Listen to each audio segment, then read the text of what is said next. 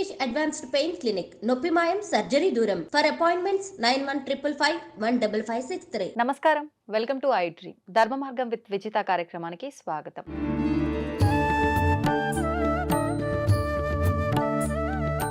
మనందరం కూడా వింటూ ఉంటాం పురాణాల్లో ఒక పురాణం గరుడ పురాణం అని చెప్పి. అసలు ఏంటి గరుడ పురాణం?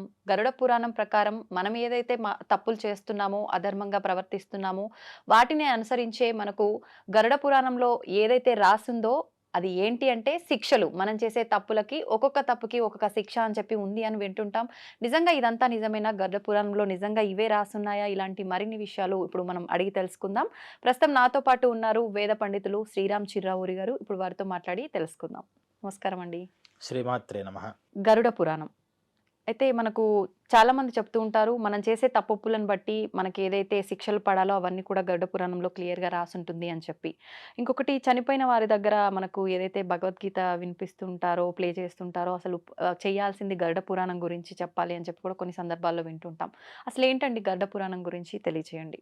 వ్యాస మహర్షి 18 పురాణాలని రచించారు. ఈ 18 పురాణాలకి మళ్ళీ ఇంకో ఉప పురాణాలని ఇంకో 18 రచించారు. ఈ 18 పురాణాలలో ఒక పురాణం గరుడ పురాణం. అంటే ఈ పురాణాలు వ్యాసుడు ఎందుకు రచించవలసి వచ్చింది అంటే, పూర్వం పురాణ జ్ఞానం ఏదైతే ఉందో అదంతా వేదంలో చెప్పబడిన విషయాలే. వేదానికి బాగా కనెక్ట్ అయ్యే మనుషులు ఉండేవారు, అంత ఆయుష్ ఉండేది. కాబట్టి డైరెక్ట్గా వాళ్ళు వేదాల్లోనే వేదాధ్యయనం ద్వారా వేదాలు చదవడం వల్ల తెలిసేవి.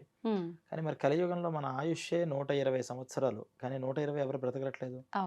ఈ బ్రతికే దాంట్లో అంత జ్ఞానాన్ని తెలుసుకోవాలన్నా కష్టం. అది కూడా రా మెటీరియల్లో ఉంటుంది. వేదంలో ఉన్నటువంటి జ్ఞానం అది అర్థం కావడం కష్టం. అందుకని ఏం చేశారంటే, చక్కగా ఒక కథారూపంగా ఉన్నటువంటి ఆఖ్యాయికలోని వేదంలో ఎక్కడైతే ఉన్నాయో అవన్నిటినీ తీసుకొచ్చి సమకూర్చి ఒక చక్కటి విషయాన్ని ప్రతిపాదన చేశారు. అదే పురాణాలు. వీటిల్లో ఒక పురాణం గరుడ పురాణం. గరుడ పురాణం ఎప్పుడు జరిగింది అంటే, ఇది విష్ణుమూర్తి సాక్షాత్తు గరుత్మంతుడికి చెప్పిన విషయంగా వ్యాసుల వారు రచించారు. అంటే ఏవో వేదాలలో సాక్షాత్తు వేదమంతా కూడా భగవంతుడి యొక్క వాక్యాలే కదా, అవన్నీ భగవత్ స్వరూపం. ఇంకా చెప్పాలంటే అలా గరుత్మంతుడు దర్శించినటువంటి వేద మంత్రాలు అని మనం అనుకోవచ్చు. ఆ మంత్రాలు యొక్క సారాంశాన్ని తీసుకొచ్చి కథారూపంగా తీసుకొచ్చారు. దాంట్లో ధర్మాలు కూడా ఉంటాయి. అయితే అందరూ ఏమనుకుంటారంటే గరుడ పురాణం అంటే ఏదో చిన్నగా ఉంటుంది, దాంట్లో ఓన్లీ శిక్షలు మాత్రమే చెప్పబడతాయి ఇంకోటి అని ఒక ఉంది. అంటే మెయిన్ దాంట్లో ఉన్నటువంటి కంటెంట్ మనం చూస్తే కళ్ళు తిరిగి పడిపోతాం. అంటే మొత్తం 3 కాండలు దాంట్లో ఉన్నాయి. మొదటిది ఆచారకాండ అని. అంటే మనం ఏం ఆచరించాలి అనేది ఉంటుందా? మనం ఆచరణ ఎలా ఉండాలి, అసలు మనకి ఏ కష్టానికి ఏ పరిహారం చేసుకుంటే ఆ కష్టం దూరం అవుతుంది, అసలు ఆ కష్టానికి గల కారణం ఏమిటి, మన పాపాలు అంటాంగా. అవునండి. ఇలా ప్రతి వ్రతాలు అన్నీ చెప్పుకుంటూ వెళ్ళారు. ఒకటి కాదు. దాంట్లో విషం కనుక వస్తే, ఏదైనా క్రిమికీటకాలు వస్తే ఆ విషాన్ని ఎలా పరిహరించుకోవాలి అనే విషయాలతో సహితంగా 240 అధ్యాయాల్లో చెప్పారు ఆచారకాండ. ఇదంతా కూడా పూర్వఖండం అంటారు. ఉత్తరఖండం అంటే సెకండ్ హాఫ్. దాంట్లో మళ్ళీ 2 కాండలు ఉన్నాయి. ఒకటి ప్రేతకాండ, దీన్ని ప్రేతకల్పం అంటారు. అలాగే బ్రహ్మకాండ అని. వీటిల్లో ఏం చెప్పారు అంటే, ఇది మళ్ళీ 50 అధ్యాయాలేమో ప్రేతకాండ అంటే ప్రేతకల్పం ఉంది, 30 అధ్యాయాలేమో బ్రహ్మకాండ ఉంది. టోటల్ 320 అధ్యాయాలు. ఈ ప్రేతకాండలో ఏముంటాయి? ప్రేతకాండలో మనిషి, ప్రేత అంటే ఏంటి, గమనిస్తూ వెళుతూ ఉండేవాడు. అంటే ఒక ఎప్పటిదాకా తన శరీరంలో, ఇప్పుడు ఒక శరీరం ఉంది, అతని పేరు ఏంటి, అతను అడ్రస్ ఎక్కడ ఏంటి చెప్పగలుగుతాం. కానీ ప్రేతకి అడ్రస్ ఉండదు. అది ఏ అడ్రస్ లేనివాడు అని. అడ్రస్ లేనివాడికి ప్రేత అని పేరు. ఆ ప్రేత అనేటటువంటి వాడు అసలు ప్రేతగా ఎలా మారతాడు అంటే, మరణించిన తర్వాత మరణం ఎలా ఉంటుంది, తన ఆత్మ అంటే మనలో కూడా ఉంటుంది ఆత్మ. కరెక్ట్ వర్డ్ ప్రేత. ప్రేత అనేది కరెక్ట్. ఆత్మ అంటే మరి మనలో ఉన్నది కూడా ఆత్మే. అది ప్రత్యేకంగా ఆత్మ అంటాం. ఆత్మ ఒక దగ్గర తిరుగుతూ గాలిలో కనిపించదు కదా, దాన్ని ప్రేత అని పిలిచారు. అందుకని ఈ మనిషి ఇప్పటిదాకా బ్రతికి ఇక్కడి నుంచి మరణించేటప్పుడు తన యొక్క స్థితి ఎలా ఉంటుంది, మరణించిన తర్వాత ఏం జరుగుతోంది, అసలు అక్కడ ఆయన మరణిస్తుంటే ఇక్కడ పితృకార్యాలు జరుగుతుంటే దీనికి దానికి లింక్ ఎలా ఉంటుంది, అసలు యమపురి అనేటటువంటి నరకం ఏదైతే ఉందో అక్కడికి వెళ్ళే మార్గం ఎలా ఉంటుంది, అక్కడ శిక్షలు ఎలా ఉంటాయి, ఏ తప్పులకి ఏ శిక్షలు అనేటటువంటి ఆ ప్రేత కల్పనలో చెప్పారు. ఇది ఎన్ని అధ్యాయాలు? 50 అధ్యాయాలు. కానీ ముందర 240 ఉన్నాయి, తర్వాత 30 ఉన్నాయి. దాంట్లో ఉన్నటువంటిది ఇది. అయితే ఈ చెప్పినటువంటి ఈ విషయాలు ఈ 50 అధ్యాయాలనే పట్టుకుని ఇదే గరుడ పురాణం అని అనుకుంటున్నారు చాలా మంది. గరుడ పురాణం చిన్న పుస్తకం కాదు, అది చాలా పెద్ద పుస్తకం. ఎవరైనా చదవచ్చా అండి? అర్థం చేసుకోగలుగుతారా? మిగతా 18 పురాణాలు ఎలాగైతే మనం మార్కండేయ పురాణం, దేవి భాగవతం, అగ్ని పురాణం, మత్స్య పురాణం ఎలాగైతే పూజిస్తూ ఇంట్లో పెట్టుకుంటున్నామో ఈ గరుడ పురాణం కూడా ఇంట్లో ఉండాలి, ప్రతి ఒక్కళ్ళు చదవాలి. చదివితే అర్థం అవ్వడం కోసమే వ్యాసుల వారు రాశారు. అయితే ఆ సంస్కృత శ్లోకాలు ఉంటాయి, మనకు అవన్నీ అర్థం కావు చాలా మందికి. అందుకని దానికి తెలుగు తాత్పర్యాలు కూడా రాశారు, పండితులు రాసినవి ఉన్నాయి. తర్వాత కొంతమంది రాస్తున్నారు, కానీ అన్ని మరి దాంట్లో కరెక్ట్ గా ఉండవు. కొన్ని పుస్తకాల్లో ఏం చేశారంటే ఇంత విషయం చెప్పినా మరి అంత చదివే పరిస్థితి ఉండదని కథా సంక్షిప్తంగా చేశారు. అంటే దాంట్లో ముఖ్యమైన విషయాలు వర్ణంలో అవి తీసేసి ముఖ్యమైన విషయాలుగా చెప్పిన మనం అవి కూడా చదువుకోవచ్చు. ఇలా ఈ గరుడ పురాణం అనేటటువంటి దాంట్లో చాలా విషయాలు ఉన్నాయి. కానీ చాలా మందికి ఏంటి డౌట్ అంటే గరుడ పురాణం ఇంట్లో ఉండకూడదు, అది ఉంటే అశుభం కలుగుతుంది. కానీ వాస్తవానికి గరుత్మంతుడు శుభాన్ని తీసుకొచ్చేవాడు, వైనతేయుడు అంటారు ఆయన పేరు. ఆయన ఏం చేస్తాడంటే శుభాలు ఆయన ఎక్కడ ఉంటే అక్కడ శుభం. అందువల్ల విష్ణుమూర్తి ఆలయంలో ముందర ఉండేది ఏంటంటే గరుత్మంతుడే. గరుత్మంతుడికి సాక్షాత్తు విష్ణుమూర్తి చెప్పినటువంటి ధర్మ విషయాలన్నీ కూడా గరుడ పురాణంలో ఉన్నాయి కాబట్టి ఖచ్చితంగా ఇంట్లో ఉండాలి. డౌట్ ఏంటంటే జనాలకి ఇది ఎందుకు చదవకూడదు అనుకుంటున్నారంటే, పోయిన సమయంలో ఇందాక మీరు అన్నట్టు ముఖ్యంగా చదవాల్సింది ఇది అని ఎందుకన్నారు? ఆ సమయంలో అయినా కనీసం ఈ గరుడ పురాణం కనుక విన్నట్లయితే ఈ కొడుకులకి వీళ్ళకి ఆ మనస్సులో ఒక ధైర్యం వస్తుంది. అప్పటిదాకా ఎక్కడికి వెళ్ళిపోయాడో మన కంటి ముందర తిరుగుతున్న మనిషి అనే ఒక బాధ ఉంటుంది కదా, ఆ బాధ అంతా కూడా దూరం అయ్యి ఈ మనిషి జీవనం ఇలా జరుగుతోంది, ఇది ఇక్కడ వెళుతున్నాడు కాబట్టి మనం ఏం చేయాలి కొడుగ్గా అంటే శ్రద్ధగా శ్రాద్ధ క్రియలు పితృకార్యాలు అన్నీ చేయాలి అని తెలుస్తుంది అని అప్పుడు చదవమన్నారు. తప్పితే ఇది అప్పుడు చదివేది కాబట్టి ఇంకెప్పుడు చదవకూడదు అనేది కాదు. అయితే అన్ని శిక్షల గురించే ఉంది అని ఇంకొకటి తెలియడం వల్ల కూడా, అంటే దీన్ని ఇంట్లో పెట్టుకోవడము వల్ల అశుభము, లేదంటే అమ్మో మనం ఏం పని చేసినా కూడా దీనికి ఏ శిక్ష పడుతుందని ఒక భయం కూడా మొదలవుతుంది ఇవన్నీ తెలుసుకుంటే అనే ఒక ఆలోచన కూడా ప్రతి ఒక్కరిలో ఉంటుంది. ఉండాలి కదా, వాస్తవానికి ఆ భయం ఉండాలి. మనం లా బుక్ ఉందనుకోండి, ప్రతి లాయర్ ఏం చేస్తాడు, అలా లా బుక్ ని పెట్టుకుంటాడు. రాజ్యాంగాన్ని ఫాలో అవ్వాలి, అవ్వకపోతే ఏముంటుంది అనేటటువంటి విషయాలు ప్రతి ఒక్కరు కూడా రాజ్యాంగాన్ని అవగాహన చేసుకోవాలి అంటాం మనం. రూల్స్ తెలియాలి కదా మనకి. చిన్నప్పటి దగ్గర నుంచే వాస్తవంగా ఈ గరుడ పురాణాన్ని చూపించి చదివి, ఓ ఇలా ఉంది దీంట్లో విషయం, నువ్వు ఇలా చెయ్యాలి, ఇలా చేయడం వల్ల నీకు ఇలా ఇబ్బందులు కలుగుతాయి, ఇలా ఉంటే నువ్వు మంచిగా ఉంటాయి అని చెప్తే ఖచ్చితంగా ఒక పాపం పనో తప్పు పనో చేస్తున్నప్పుడు లోపల పాప భీతి అంటారు, ఆ భీతి పూర్వం ఉండేది, చెప్పేవారు. అంటే పురాణాలు డైరెక్ట్ గా ప్రింటింగ్ లో లేకపోయినా ఈ పురాణాల్లో ఉన్న విషయాలు ఖచ్చితంగా ప్రతి ఇళ్లలో ఉండేవి. అందువల్లే అసుర సంధ్య వేళ పడుకోకూడదురా, రాక్షస బుద్ధులు వస్తాయి అని చెప్తూ ఉంటారు. అంటే ఎప్పుడు ఏ పాపం చేస్తే ఏది జరుగుతుంది అనేది మన ఇళ్లలోనే ఉండేది, ప్రింటింగ్ లేవు కదా అప్పుడు. మన ఇళ్లలోనూ లేవు, కనీసం ప్రింటెడ్ పుస్తకాలు అయినా పెట్టుకుంటే ఆ పుస్తకం ద్వారా అయినా మనం తెలుసుకోవాలి. కానీ ఇది తెలిస్తే ఎక్కడ మనం భయం పడి పాపం చేయడం మానేస్తాము అంటే మనం ఇంకా ఇంకా ఇంకా పాపాలు చేయడానికి ఎక్కువ అవకాశం ఉంటుంది. అందువల్ల పాపం ఫస్ట్ మనకు తెలియాల్సింది ఏంటంటే, ఈ మానవ జన్మ వచ్చిన తర్వాత మనం జాగ్రత్తగా దీన్ని ఎలా లీడ్ చేయాలి అని తెలియాలి. ఏది చేయాలి ఏది చేయకూడదు అనేది ఫస్ట్ తెలియాలి. ఏదో పొరపాటున చేయకూడని పని చేసాం, పొరపాటున అంటే కావాలని కాదు, తెలియక చేసాం, దానికి ఎలా ప్రాయశ్చిత్తం చేసుకోవాలి, అందులో అది కూడా ఉంటుందా అని కూడా ఎలా ప్రాయశ్చిత్తం చేసుకోవాలి. ఈ 3 అంశాలు తెలిస్తే చక్కగా మన మానవ జీవితం అంతా లైఫ్ చేసేసుకోవచ్చు. ఎందుకంటే పశువులు పక్షులు ఈ పని చేసుకోలేవు కదా, ఏం చేయాలి ఏం చేయకూడదు ఏం తెలియదు. వాటికి ఉన్నది ఏంటంటే ఆహారం, దాన్ని ఎలాగో అలాగా సంపాదిస్తాయి. వాటికి కూడా కొన్ని నియమాలు ఉన్నాయి. ఆశ్చర్యం ఏంటంటే పశువులు ఆ నియమాన్ని అతిక్రమించవు. సింహానికి విపరీతమైన ఆకలి వేస్తున్నా అది గడ్డి కానీ ఆకులు కానీ తినదు. దానికి కావాల్సిన వేట కోసమే అది తిరుగుతుంది. ఒక జింకలో లేకపోతే కుందేళ్ళలో ఆవులో ఎంత ఆకలి వేసినా ఎదురుకుండా అక్కడ మాంసాలు కనిపించినా దాని జోలికి వెళ్ళదు. అది సాధుజీవి కాబట్టి ఇవే తింటుంది. కానీ మనిషికి ఉన్నటువంటిది ఏంటంటే ఏదైనా తింటాడు, ఏదైనా చేస్తాడు, వావి లేదు, వరస లేదు, ఏదీ లేదు. పశువులకు కూడా ఉన్నాయి చాలా వాటికి చెప్పే ధర్మాలు. మనిషికి ఇంకా ఎక్కువ ఉన్నాయి కానీ వాటికి ఉండే బేసిక్ ధర్మాలు కూడా వదిలిపెట్టేస్తున్నాడంటే కారణం ఏంటంటే ఇది చేస్తే ఏమవుతుంది, ఇలా చేయకపోతే ఏమవుతుంది అనే నాలెడ్జ్ లేకపోవడం. కానీ అప్పుడు పశువులతో పోలిస్తే వాటికి లేని జ్ఞానం మనకుంది, చాలా మార్చుకునే అవకాశం ఉంది. అన్ని మనకున్నాయి గానీ తప్పులు కూడా మనమే చేస్తున్నాం. తప్పులు కూడా మనమే చేస్తున్నాం. అంటే అందుకనే ఈ విషయాన్ని తెలుసుకోవాలి ప్రతి ఒక్కళ్ళు ఈ రోజుల్లో ఇంకా చాలా అవసరం. ఎందుకంటే ప్రతిదానికి ఒక క్వశ్చనింగ్ అనేది చేస్తున్నారు. అవును. ఎందుకు ఇలాగే చేయాలి, ఎందుకు అలాగే చేయాలి. పూర్వం రోజుల్లో నాకు తెలిసి మీ చిన్నతనాల్లో కూడా ఎవరు కూడా ఎందుకు ఇలాగే చేయాలి, ఎందుకు ఇలా చేయాలి అని అడగలేదు. పెద్దవాళ్ళు చెప్పారు, చేసుకోవాలి, వెళ్ళిపోవాలి. అంతే. కానీ ఇప్పుడు చిన్న చిన్న పిల్లలు 5 years పిల్లల దగ్గర నుంచి చూస్తే దేవుడు దండం పెట్టుకోమంటే ఎందుకు వై అనే క్వశ్చన్ ఫస్ట్ వస్తుంది. ఎందుకు పెట్టుకోవాలి అని. ఎందుకు పెట్టుకోవాలి అనే దాన్ని అప్పటి నుంచి మనం నేర్పిద్దాము అంటే నేర్చుకోవడంలోనే ఉంటుంది తప్పితే ప్రాక్టికల్ నాలెడ్జ్ ఉండట్లేదు. అందుకని పూర్వీకులు ఏం చేశారంటే ఫస్ట్ ప్రాక్టికల్స్ చేయగా నీకే దాని విషయం అర్థమవుతుంది. అది మన సంస్కృతికి గొప్పదనం అన్నారు.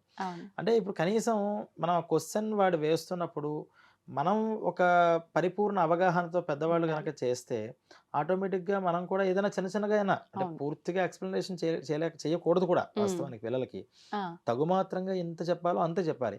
ఒకేసారి అంత జ్ఞానాన్ని తీసుకెళ్లి వాళ్ళ బుర్రలో పెట్టినా అది ఎక్కదు. ఎక్కకపోగా వేరే వక్రగతిగా మైండ్లోకి పడితే వాళ్ళు ఇంకా దాని మీద క్వశ్చనింగే అలవాటు అవుతుంది తప్పితే నమస్కారం మాత్రం జీవితంలో ఎప్పటికీ చేయడు. అందుకుని ఏమన్నారంటే ఈ పురాణ జ్ఞానాన్ని తెలుసుకోండి. ఈ గరుడ పురాణంలో ఫస్ట్ చేస్తే పుణ్యాల విషయం తర్వాత ఏం చేయకూడదు, చేయడం వల్ల నువ్వేమవుతావు అని ఒక్క సినిమా కింద చూపించేస్తే దాన్ని ఖచ్చితంగా ఆ పాపం పని చేస్తున్నప్పుడు అక్కడ మనకి ఒకసారి రీల్ తిరుగుతూ ఉంటుంది. విని ఉంటాడు కదా. కాబట్టి ఎంతటి పాపం చేయాల్సిన అగత్య పరిస్థితుల్లో అయినా సరే కొంచెం ఇంత వద్దులే మనం తగ్గిద్దాం అని ఒక సెకండ్ అంటే పాపం చేసే పని ఒక సెకండ్ ఆలోచిస్తే పాపం పని జరగదు. అంతే. ఆ నిమిషంలో ఆలోచన స్తబ్దమైపోయి మారిపోయి రాంగ్ స్టెప్ పడిపోతుంది. తర్వాత ప్రతి ఒక్కళ్ళు చాలా మంది బాధపడతారు. ఎంత మర్డర్ చేసేవాళ్ళైనా 100కి 99% ఒక్కడు అది కూడా రిలీజ్ అవ్వడు. కానీ 99% మంది నువ్వు కొంచెం కంట్రోల్ చేసుకుంటే బాగుండేది, అనవసరంగా చంపేశానే అని తర్వాత అయినా అనుకుంటాడు. ఆ క్షణం కాలం మనకి ఈ విషయాల్ని ఈ పురాణాలని తెలుసుకోవడం వల్ల మనకు కలుగుతుంది. అలాగే అనేక కష్టాలు ఉంటాయి. ఆ కష్టాలకి తీరిచ్చేటటువంటి తరుణోపాయాలు ఎలాగా వైదిక కర్మలు అంటారు. శాస్త్రోక్తంగా మనం చేసేటటువంటి పరిహారాలు అని ఇప్పుడు బయట మనం అంటున్నాం. పరిహారం కాదు, కర్మ, వైదిక కర్మ. ఆ వైదిక క్రియాకలాపం కనుక శాస్త్రవిధితో చేస్తే ఖచ్చితంగా దాని రిజల్ట్ అనేది మనకు వస్తుంది. అంటే మనం అనుకుంటున్న రిజల్ట్ ఏంటంటే ఇప్పుడు సంథింగ్ నాకు పిల్లలు లేరు కాబట్టి నేను ఒక పరిహారం చేశాను, ఒక వైదిక పూజలు ఏవో చెప్పారు చేశాను. నేను అనుకుంటున్న రిజల్ట్ ఏంటంటే ఇప్పుడు జనరల్ పబ్లిక్ యొక్క నాకు పిల్లలు కలగాలి. నేను చేసుకున్నాను, ఈ మంత్ చేశానంటే నెక్స్ట్ మంత్ నాకు గుడ్ న్యూస్ వినిపించాలి. ఇది మనం అనుకునే కానీ శాస్త్రం ఏం చెప్తుందంటే నువ్వు చేసే కర్మ నీకు ఫలితం ఇవ్వడం అనేటటువంటిది భగవంతుడి చేతిలో ఉంది. కర్మ ఏం చేస్తుంది అంటే ఫలితాన్ని డైరెక్ట్గా ఇవ్వదయ్యా. కర్మ ఇంకో కర్మని నాశనం చేస్తుంది. అంటే ఏదైతే పాపకర్మ నీకు పిల్లలు లేకుండా అడ్డుపడుతుందో దాన్ని ఈ కర్మ వెళ్ళి క్లోజ్ చేస్తుంది. క్లోజ్ జరిగిన తర్వాత పిల్లలు ఎప్పుడు ఇవ్వాలి అనేది భగవంతుడు. అంతా మరి కర్మల ద్వారానే పూజల ద్వారానే ఫలితాలు వచ్చేస్తే భగవంతుడు ఏం చేస్తాడు మధ్యలో? భగవంతుడిని కర్మ ఫలప్రదాత. అంటే నువ్వు కర్మ చేసావు, ఈ కర్మ ద్వారా ఆ కర్మ అంతా కూడా నాశనమైంది. నువ్వు చేసినటువంటి సత్కర్మకి నీకు ఎటువంటి ఫలితం ఇవ్వాలి అనేటటువంటిది ఏ టైంలో ఇవ్వాలి. నేను నెక్స్ట్ మంతే నాకు కావాలనుకున్నాను, కానీ నెక్స్ట్ మంత్ నీకు ఒకవేళ మీ భార్య ప్రెగ్నెన్సీ వస్తే ఆ 2-3 months తర్వాత మళ్ళీ పోయే అవకాశం కూడా ఉంది అని భగవంతుడు గ్రహించి ఈ 4 months అయిన తర్వాత మనం ఆ పని చేద్దామయ్యా, అప్పుడే స్టాండర్డ్గా ఉంటుంది కదా అని ఆలోచిస్తాడు ఆయన. అందువల్లే ఆయన్ని మనం మధ్యలో పెట్టుకుని ఈ కర్మలు చేసేది. లేకపోతే ప్రతి ఒక్కళ్ళు కూడా భజనలు చేసుకుంటూ భగవంతుడు నమస్కారం చేస్తే అయిపోతుంది కదా, అలాగా చేయమని లేదు. లేదా భగవంతుడు అనేవాడు లేడు, ఈ పూజలు చేసేస్తుంటే ఇలా హోమాలు చేస్తే ఆ దేవతలు మనకు ఫలితం ఇచ్చేస్తారు అని కూడా అనట్లా. దీన్ని చేయాలి, భగవంతుడిని ఆశ్రయించు. నువ్వు ఇది చేస్తే నీకు ఎప్పుడు ఏ ఫలితం ఇవ్వాలి అనే డెసిషన్ భగవంతుడు తీసుకుంటాడు. అలా లేకుండా నాకు ఈ రోజే కావాలి, రేపే కావాలి అని చిన్నపిల్లలాగా మనం మాట్లాడుతుంటే ఆ కర్మలు నిజంగా భగవంతుడు ఏమనుకుంటాడంటే, మనం కూడా చూస్తుంటాం కదా ఇళ్ళలో కూడా ఒక 10 o'clock దాకా నువ్వు టీవీ చూడమ్మా, తర్వాత చూడొద్దు అని పిల్లలకి చెప్తాం. ఉమ్, కానీ వాళ్ళు ఇదొక్కటే వెబ్ అవును. సిరీస్ వస్తుంది. ఇంకొక అరగంట, గంట అని చేస్తే మనం ఖచ్చితంగా ఏం చేస్తాం? ఇప్పుడు ఆపేసి వాళ్ళు ఇబ్బంది పడతారు. అవును. ఇదేంటి ఇలా ఆపేస్తున్నారు? నేను ఉమ్, చూద్దాం అనుకుంటున్నాను కదా! నాకెందుకు చూపించట్లేదు? మర్నాడు కావాలంటే నువ్వు ఇంకో 2 అవర్స్ చూడు. అవును. రాత్రి 10 తర్వాత వద్దు అని మనం అంటాం. ఉమ్, వాళ్ళ దృష్టిలో రూల్స్ అనేవి ఉండకూడదంటాం. ఉండకూడదు. అందువల్ల భగవంతుడు మనకి ఎప్పుడు ఏ ఫలితాలు ఇవ్వాలో తెలిసి ఆయన ఇస్తాడు కాబట్టి ఆయన్ని మనం శరణవేది ఈ చేసిన కర్మంతా కూడా నీకు నేను అర్పణ చేస్తున్నాను అని చేస్తారు. ఉమ్, అందుకని ఫస్ట్ నాలెడ్జ్ మనకు కావాల్సింది ఏంటంటే అసలు పాపం అంటే ఏంటి, పాపకర్మ వల్ల వచ్చే ఫలితం ఏంటి, ఈ ఉమ్, రెండు మనం తెలుసుకుంటే మనం ఫస్ట్ లైఫ్ని కరెక్ట్గా లీడ్ చేయగలుగుతాం. లోకంలో ఆ, ఇబ్బందులు అంటే తప్పు చేస్తున్న ప్రతి ఒక్కరికి తెలీదా తప్పని? ఈరోజు ఇన్ని అన్యాయాలు చేస్తున్న వాళ్ళు, అవును. అక్రమాలు చేస్తున్న వాళ్ళు, లేదా అకృత్యాలు చేస్తున్న వాళ్ళు, వీళ్ళెవ్వరికీ కూడా చేస్తే తప్పని తెలియదా అంటే తెలుసు తప్పని. ఉమ్, కానీ తప్పుకి వచ్చే శిక్ష ఏమిటి ఉమ్, అనే దగ్గర ఏంటి మహా అయితే కేసు నిరూపిస్తే కదా 10 ఏళ్ళు అవును. 15 ఏళ్ళు పడుతుంది. ఈ లోపల మనం కొంచెం ఏదన్నా ఉపయోగించామంటే సెట్ అవుతాం. అవును. లేదు ఇదంతా అయ్యే టైంకి అసలు ఈ లోపల నేను ఎంజాయ్ చేస్తాను కదా అనే ఒక అంటే శిక్ష అంటే ఇక్కడ మనకు రాజ్యాంగం విధించేటటువంటి శిక్షలు మాత్రమే అని ఉమ్, అనుకుంటున్నారు. ఉమ్, కానీ గరుడ పురాణంలో ఏం చెప్పారంటే రాజదండన యమదండన అని 2 ఉన్నాయి. ఆ, రాజదండన అంటే ఇప్పుడు మనకు ప్రభుత్వం వేసే ఐపీసీ శిక్షలు ఇవన్నీ కూడా. Okay, okay. దీన్ని ఎవరైనా తప్పించుకోగలుగుతారట. ఎందుకంటే పూర్వం నుంచి కూడా రాజులన్నీ మన ప్రభుత్వాలు ఎంత గట్టిగా ఇవన్నీ సెక్షన్స్ పెట్టినా ఎక్కడో ఒక లూప్ హోల్ దొరుకుతుంది అవును. మనిషికి. అవును. పూర్వం నుంచి కూడా ఉన్నాయి. ఉమ్, కానీ దీన్ని మిస్ అవ్వగలుగుతారు. కానీ రాజదండలు కూడా భయపడేవారు. ఎందుకంటే ఉమ్, అది కఠినంగా ఉండేవి అప్పట్లో. దీన్ని కూడా ఖాతరు చేయకుండా దీని నుంచి అలా మనం మిస్ చేయొచ్చు, ఇలా అబద్ధం ఆడొచ్చు అనుకున్న వాళ్ళు కూడా ఉమ్, పైన నరకంలో యమధర్మరాజు దగ్గర శిక్షలు తప్పించుకోలేరు అని ఉమ్, క్లారిఫికేషన్ అక్కడ ఇచ్చారు. ఎప్పుడైతే ఆ శిక్షల గురించి తెలిసాయో ఈ శిక్షల గురించి భయం ఉన్నా లేకపోయినా ఆ శిక్షల్ని దృష్టిలో పెట్టుకునైనా జాగ్రత్తగా ఉంటారు అని. ఇప్పుడు కొంతమంది తెలిసి చేస్తుంటారు. కొన్ని కొన్ని మనం తెలియకుండానే అంటే ఎదుటివారి విషయంలో కొంచెం మనం ఏదైనా దురుసుగా మాట్లాడినా కూడా అది తప్పు కిందకే వస్తుంది. అది కొన్ని సందర్భాల్లో మనం కావాలని కూడా మాట్లాడం. అంటే తప్పు తెలిసి చేసినా, తెలియక చేసినా శిక్ష అనేది ఖచ్చితంగా ఉంటుందంటారా? ఉంటుంది అది. ఈ తప్పులు గురించి పాపాల గురించి వివేచన చేస్తూ 3 రకాలుగా ఉంటాయి ఏ పాపమైనా. మనస్సుతో చేసేది, నోటితో చేసేది, బై యాక్షన్ చేసేవి 3 రకాలు. త్రికరణాలు అంటాంగా ఆ, వీటి ద్వారా. ఇవి 2 విధానాలు. ఉమ్, ఒకటి జ్ఞానంతో చేసేవి, ఒకటి అజ్ఞానంగా చేసేది. అంటే తెలిసి చేసేవి, తెలిసి. తెలియక చేసేవి ఉమ్, అని. అప్పుడు మళ్ళీ 6 వెరైటీస్ అయ్యాయి మొత్తం. ఆ, వీటిల్లో ఎలా వస్తాయి ఫలితాలు? ఇప్పుడు గోహత్య అనేటటువంటిది ఒక పాపం. అవును. ఉదాహరణకు తీసుకోండి. ఉమ్, ఆవుని చంపడం అని అర్థం. గోహత్య అంటే అదేగా. అవును. ఈ చంపడం 3 విధానాల్లో ఎలా వస్తుంది? ఉమ్, ఆవుని చంపుతాను అని నోటితో అన్న గోహత్యా పాపం వస్తుందన్నారు. ఆ, ఆవుని చంపుదాం అని మనస్సులో అనుకున్న గోహత్యా పాపం వస్తుంది. ఉమ్, ఆవుని చంపిన గోహత్యా పాపం వచ్చేస్తుంది. సమానమైన ఫలితం ముగ్గురికి సమానం కాదు. ఉమ్, ముగ్గురికి గోహత్యా పాపం అయితే వస్తుంది. వస్తుంది. దాన్ని మనం సమానం అని చెప్పలేము. ఉమ్, ఉమ్, ఎందుకంటే నోటితో అంటే ఎంత పాపం వస్తుందో అంత ఫుల్గా 100% వస్తుంది. ఆ, కానీ నోటితో చెప్పిన 100% బై యాక్షన్ చేసే 100% ఈక్వెలా అంటే ఉమ్, మనం దాన్ని ఈక్వల్ చేయలేము. ఎలాగా అంటే లీటర్ని కేజీని ఈక్వల్ చేయగలుగుతామా? లీటర్ని లేకపోతే స్పీడ్ని ఈక్వల్ చేయగలుగుతామా? చేయలేము. దేని క్యాల్కులేషన్ దానిది. అవును. అలా ఈ పాపం అనేది 3 రకాలుగా వచ్చింది. ఉమ్, మరి ముగ్గురికి ఎలాంటి శిక్షలు ఉంటాయి అంటే యాక్షన్గా చేసినప్పుడు బై యాక్షనే శిక్ష అనుభవిస్తాడు. శిక్ష అంటే రియాక్షన్ అది. అవును. ప్రతి యాక్షన్కి రియాక్షన్ ఉంటుంది కదా. అవును. అవును. ఆ గోవుని ఎలాగైతే ఇబ్బంది పెట్టాడో వీడు ఇబ్బంది పెడుతున్నప్పుడు ఎంత తీవ్రంగా అది ఇబ్బంది పడిందో ఉమ్, అంత తీవ్రంగా ఆ టైం స్పేస్ పెరిగే కొద్దీ దానికన్నా తీవ్రతరంగా ఉమ్, అంటే ఇమీడియట్గా జరిగినప్పుడు మనం కూడా ఏం చేస్తాం? అవును. ఎవరైనా గట్టిగా కొట్టారు మనకి కోపంలో ఒక దెబ్బ వేసేస్తాం. అంతే.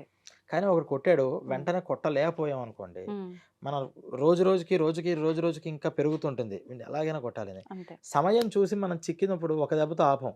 ఇన్ని రోజులు కోపం ఉంది కదా 10-15 కొట్టేస్తామండి వడ్డీ. వడ్డీతో సహా. అలా టైం స్పేస్ పెరిగే కొద్దీ ఏమవుతుందంటే స్పామ్ ఉమ్, ఈ పాపం కూడా అంతగా అనుభవించాల్సిన పరిస్థితి వస్తుంది. ఆ, ఏది ఫిజికల్గా మనం చేసేది. ఓకే. మానసికంగా గోవుని చంపుదామని అనుకున్నాడు. వాడు మానసికంగా చంపుదామని ఎలాగైతే అనుకున్నాడో, చంపుదాం అనుకున్నప్పుడు గోవుకు తెలియకపోవచ్చు అవును. నాకు మనం చంపుదాం అనుకుంటున్నాడని. కానీ నువ్వు చంపుదాం అనుకోవడం అనే ఒక పాపం ఉంది చూసారా, అది వీడి మనసుకు కూడా అదే విధానంగా బాధని తెప్పిస్తుందిట. ఆహా. తప్పు. నోటుతో అన్నాడు. నోటుతో అన్నప్పుడు వేరే వాళ్ళ నోట్ల ద్వారా లేనిపోయిన నిందలనే పడ్డాను, అనేక మాటలు వాళ్ళ దగ్గర పడాల్సి వచ్చింది, ఇవన్నీ అంటాం కదా, అవును. ఇలా అనుభవించాల్సి వస్తుంది అంటే మాటల రూపంలో తను కూడా ఇబ్బంది పడతారు. ఖచ్చితంగా. ఓకే. ఇలా 3. ఇప్పుడు మనం మాట్లాడేది ఏంటి, ఇవన్నీ కూడా తెలిసి చేసినప్పుడు.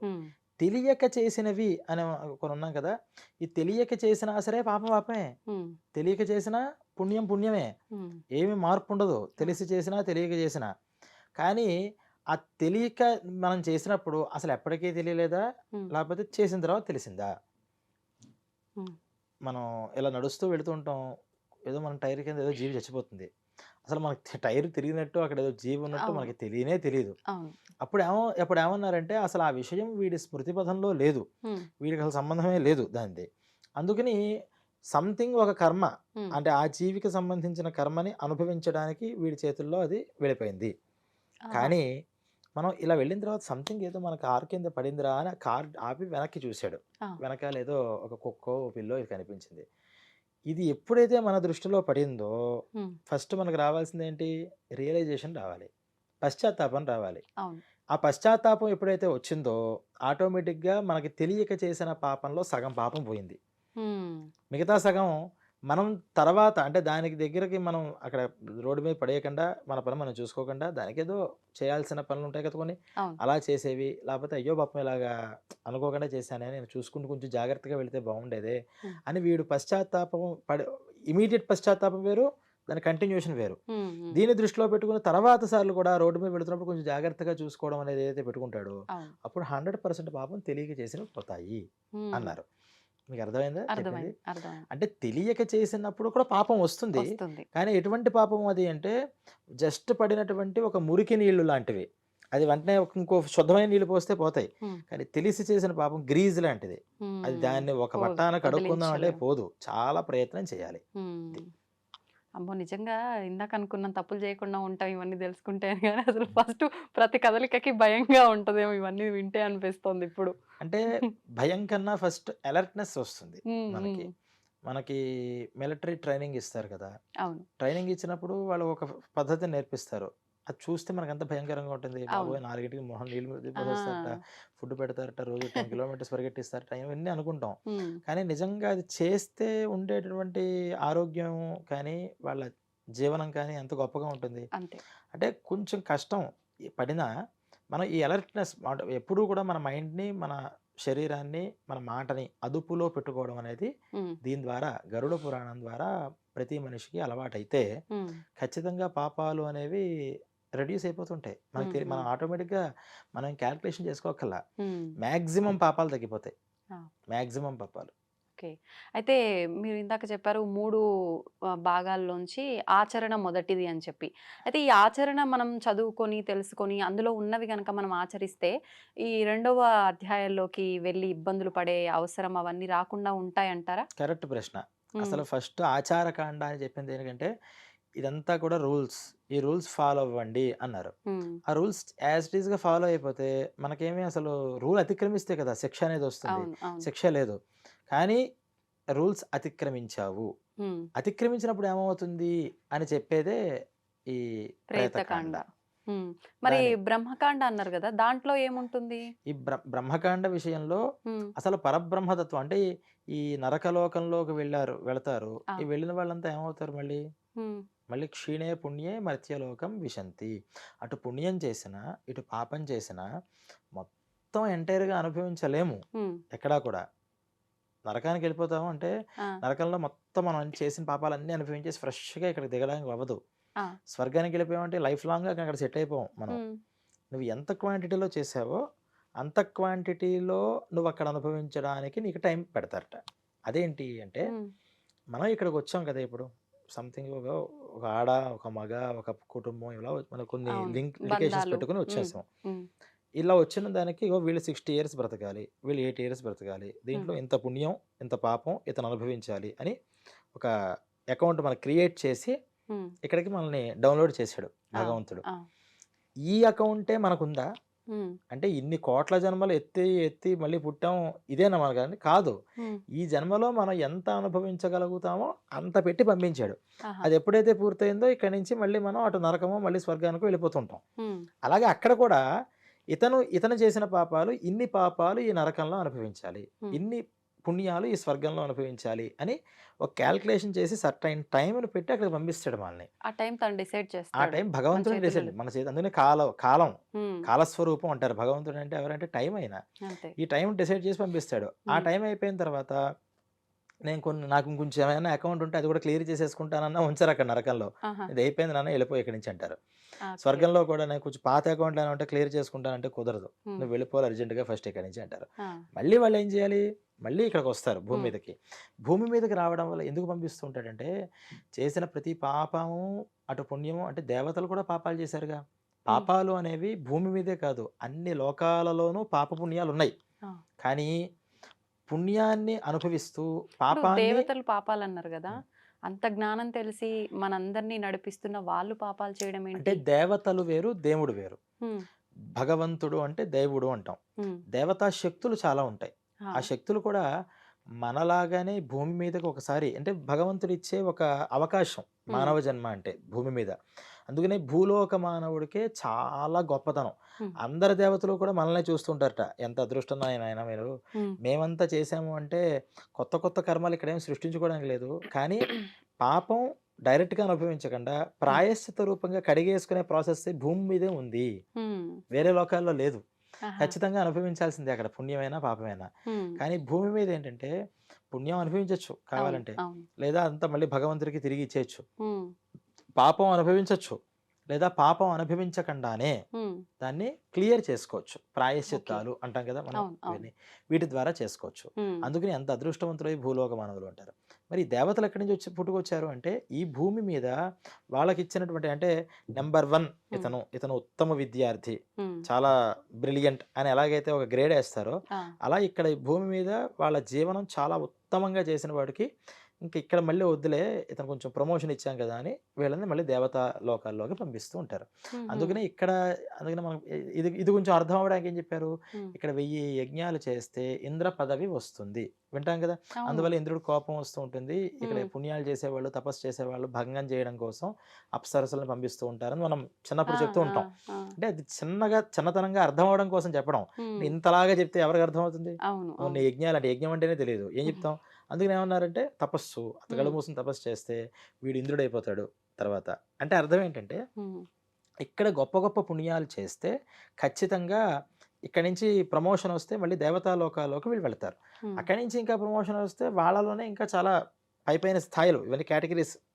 ఇక్కడ సరిగ్గా మనం చేయలేదు, ఉమ్, డిబార్ అయ్యాం, మళ్ళీ కింద లోకాలకి. అంటే ఉమ్, ఇక్కడ మనం జ్ఞానం ఉన్న మనిషి దగ్గర నుంచి జ్ఞానం లేని పశువు దగ్గరికి వెళ్తాం. ఆ, ఇంకా తప్పు చేసాం, ఉమ్, ఇంకా ఇలా స్టేజ్ తగ్గుని అప్పటికప్పుడు పుట్టి చచ్చిపోతూ ఉంటాయి రాత్రిళ్ళు, అవును, లైట్ పురుగులు, ఆ. చిన్న చిన్న క్రిములు, అలా మారిపోయి అప్పటికప్పుడు పోతూ ఉంటాము. అంటే ఎక్కువ పాపం చేసిన వాళ్ళు అంత తక్కువ షార్ట్ టైం జీవంతో ఉండే అంటే జీవిగా. ఎక్కువ పాపము అనేది ఒకటి, ఉమ్, రెండవది ఎక్కువ పాపం కన్నా ఎక్కువ అనుభవాలు ఉండాలి వాళ్ళకి. అంటే అంటే ఎలా? ఒక మానవ జీవితంలో 10 చావుల్ని చూడడం సాధ్యం అవుతుందా? ఉమ్, అవ్వాలి అంటే సుమారు ఒక 150-200 సంవత్సరాలైనా ఎక్కువ పుట్టాలి, సంవత్సరం. లేకపోతే కనీసం 10 ఏళ్ళైనా పుట్టాలి, 10 ఉమ్, రోజులైనా ఉండాలిగా. అంటే ఒకే రోజు చచ్చిపోయి ఒకే రోజు పుట్టి మళ్ళీ అలా మరణించలేడు కదా. అవును, కానీ జీవనం అంటే అర్థం ఏంటంటే అతనికి 80 ఏళ్ళు, 80 ఏళ్ళు మొత్తం ఇవన్నీ అనుభవించి మళ్ళీ చావాలి అనేది ఉమ్, ఒకటి ఉంది. ఉమ్, ఇలా 10 జన్మలు ఎత్తాలి. ఉమ్, మానవ జీవితం చాలా ఎక్కువైపోతుంది. అవును, ఇది చిన్న క్రిమి కింద పుడితే ఆ, అది ఎక్కువ కాలం బ్రతకదలగో, అది అవును, విత్ ఇన్ అవర్స్ పోతుంది. అది అంతే, విత్ ఇన్ అవర్స్ సంపూర్ణ ఆయుర్దాయంతో ఉంది, ఉమ్, కానీ వెంటనే పోయింది. అంతే, అలా ఒక్క గంటలో అది 10 సార్లు పుట్టి చచ్చిపోగలుగుతుంది. దాని ఉమ్, అనుభవం అంటారు. ఉమ్, ఆ ఉమ్, అనుభవాలు కావాలి అనుకున్నప్పుడు ఆ జన్మలు ఎత్తుతూ ఉంటాడు.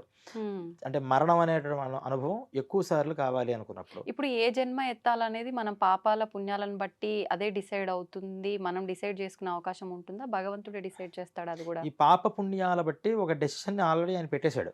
ఆహా, నీ యొక్క పాప పుణ్యాల బట్టి ఏ ఉమ్, జన్మ ఎక్కడితో ఎవరితో ఎలా లింక్ అవ్వాలి ఒక సాఫ్ట్వేర్ క్రియేట్ చేశాడు ఆయన. ఆ, దానికి రోజు ప్రతిసారి ఆయనకి ప్రతి ఒక్క మనిషిని ఆలోచిస్తూ కూర్చోడు, ఆయనకి ఇంకో పని లేదా. ఉమ్, ఆయన పనిలో ఆయన ఏమి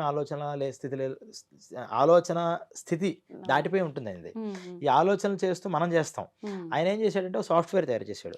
ఎవరి పుణ్యం ఎవరి పాపం ఏంటి దాన్ని టాలీ చేసుకుని ఉమ్, ఏ జన్మల్లో ఎవరెవరితో లింక్ ఉంది. అందుకనే ఏమంటాం, పెళ్లి కట్టినప్పుడు ఉమ్, తాళి కట్టినప్పుడు 3 జన్మల బంధం, అవును 7 అడుగులు చెప్తూ ఉంటాం. చెప్తూ ఉంటాం. జన్మ జన్మల బంధం. ఈ జన్మ జన్మల బంధాలు అంటే ఏంటంటే ఇలా బంధాలుగా అక్కడక్కడ పెట్టుకున్నవి అక్కడ వీళ్ళకి ఎలా ట్రేస్ అవుతాయి, వీళ్ళని ఎలా చేస్తే వీళ్ళకి ఎలా లెవెల్ అవుతూ ఉంటాయి. ఉమ్, పూర్వజన్మల్లో వీళ్ళు కొడుకులుగా పుట్టి తల్లిదండ్రులను ఎలా హింసించారు, కాబట్టి ఈ జన్మల్లో వాళ్ళ కొడుకులుగా చేస్తే వీళ్ళలాగా రెస్పాన్స్ అవుతారు. ఈయన ఓకే. ఇంత ఆలోచించి అంత లిటిగేషన్ తీసుకొచ్చి ఇలా పెడతాడు. ఉమ్, ఒక్కళ్ళ గురించి ఆలోచిస్తే కాదు, మన పక్కన మనకు ఒక 50 మెంబర్స్ కుటుంబం ఉందంటే 50 మంది గురించి ఇలా ఆలోచించాలి. ఆ, 50 మంది పుణ్యపాపాలు ఇంకోళ్ళ మీద డిపెండ్ అయ్యి ఉండాలి. ఉమ్, ఇది మామూలు బ్రెయిన్ సరిపోదు. అవును 100 కంప్యూటర్లు ఉన్నా చేయలేవు. అదే అందుకనే భగవంతుడు ఆ, అంత చమత్కారి. ఇది విని అర్థం ఇవన్నీ చేసుకోవడానికి కూడా మస్తు బుర్ర ఉండాలి. చాలా ఇన్ని రకాల ఆలోచనలు ఆయన మైండ్లో ప్రాతిపదిక పెట్టుకొని ఆ, ఇది ఎలాగా ఇలా చిటికేసే లోపల ఎన్నో జన్మలు పుడతాయి, ఎన్నో ఆ, జన్మలు అయిపోతూ ఉంటాయి. అవును అలా సెకండ్కి మారిపోతూ ఉంటే మారిపోయే లింకులతో ప్రకారం ఆయా గర్భాల్లో ప్రవేశిస్తూ ఉండాలి. కొంతమంది గర్భంలో ప్రవేశిస్తారు, అమ్మయ్య నా కడుపు కాసింది అని అనుకుంటుంది, అనుకునే లోపే ఆ గర్భశోకం. అవునండి కొంతమందికి బాగుంది బాగుంది అంటే ఎంతకాలం నువ్వు అనుభవించాలి. ఆ లోపల జీవి కూడా ఎంతకాలం వాడికి జ్ఞానం తెలుస్తుంది, తరుణమంతలో జ్ఞానం వస్తుంది. వచ్చిన తర్వాత అమ్మయ్య నేను ఏదో కడుపులో వచ్చాను, కొంచెం మంచి కడుపు అయినా చెడు కడుపు అని లోపల నుంచి ఆలోచిస్తుంటాడు. అవన్నీ గరుడ పురాణాలు ఉంటాయి. ఉహుం, లోపల ఏం జరుగుతుంది, ఎక్కడ పడ్డాను అసలు నేను, ఉమ్, నాకేం తెలియదు కదా ఎక్కడ పడ్డాను అని చూస్తే బయట నుంచి సౌండ్స్ అన్నీ వినిపిస్తూ ఉంటాయి లోపలికి.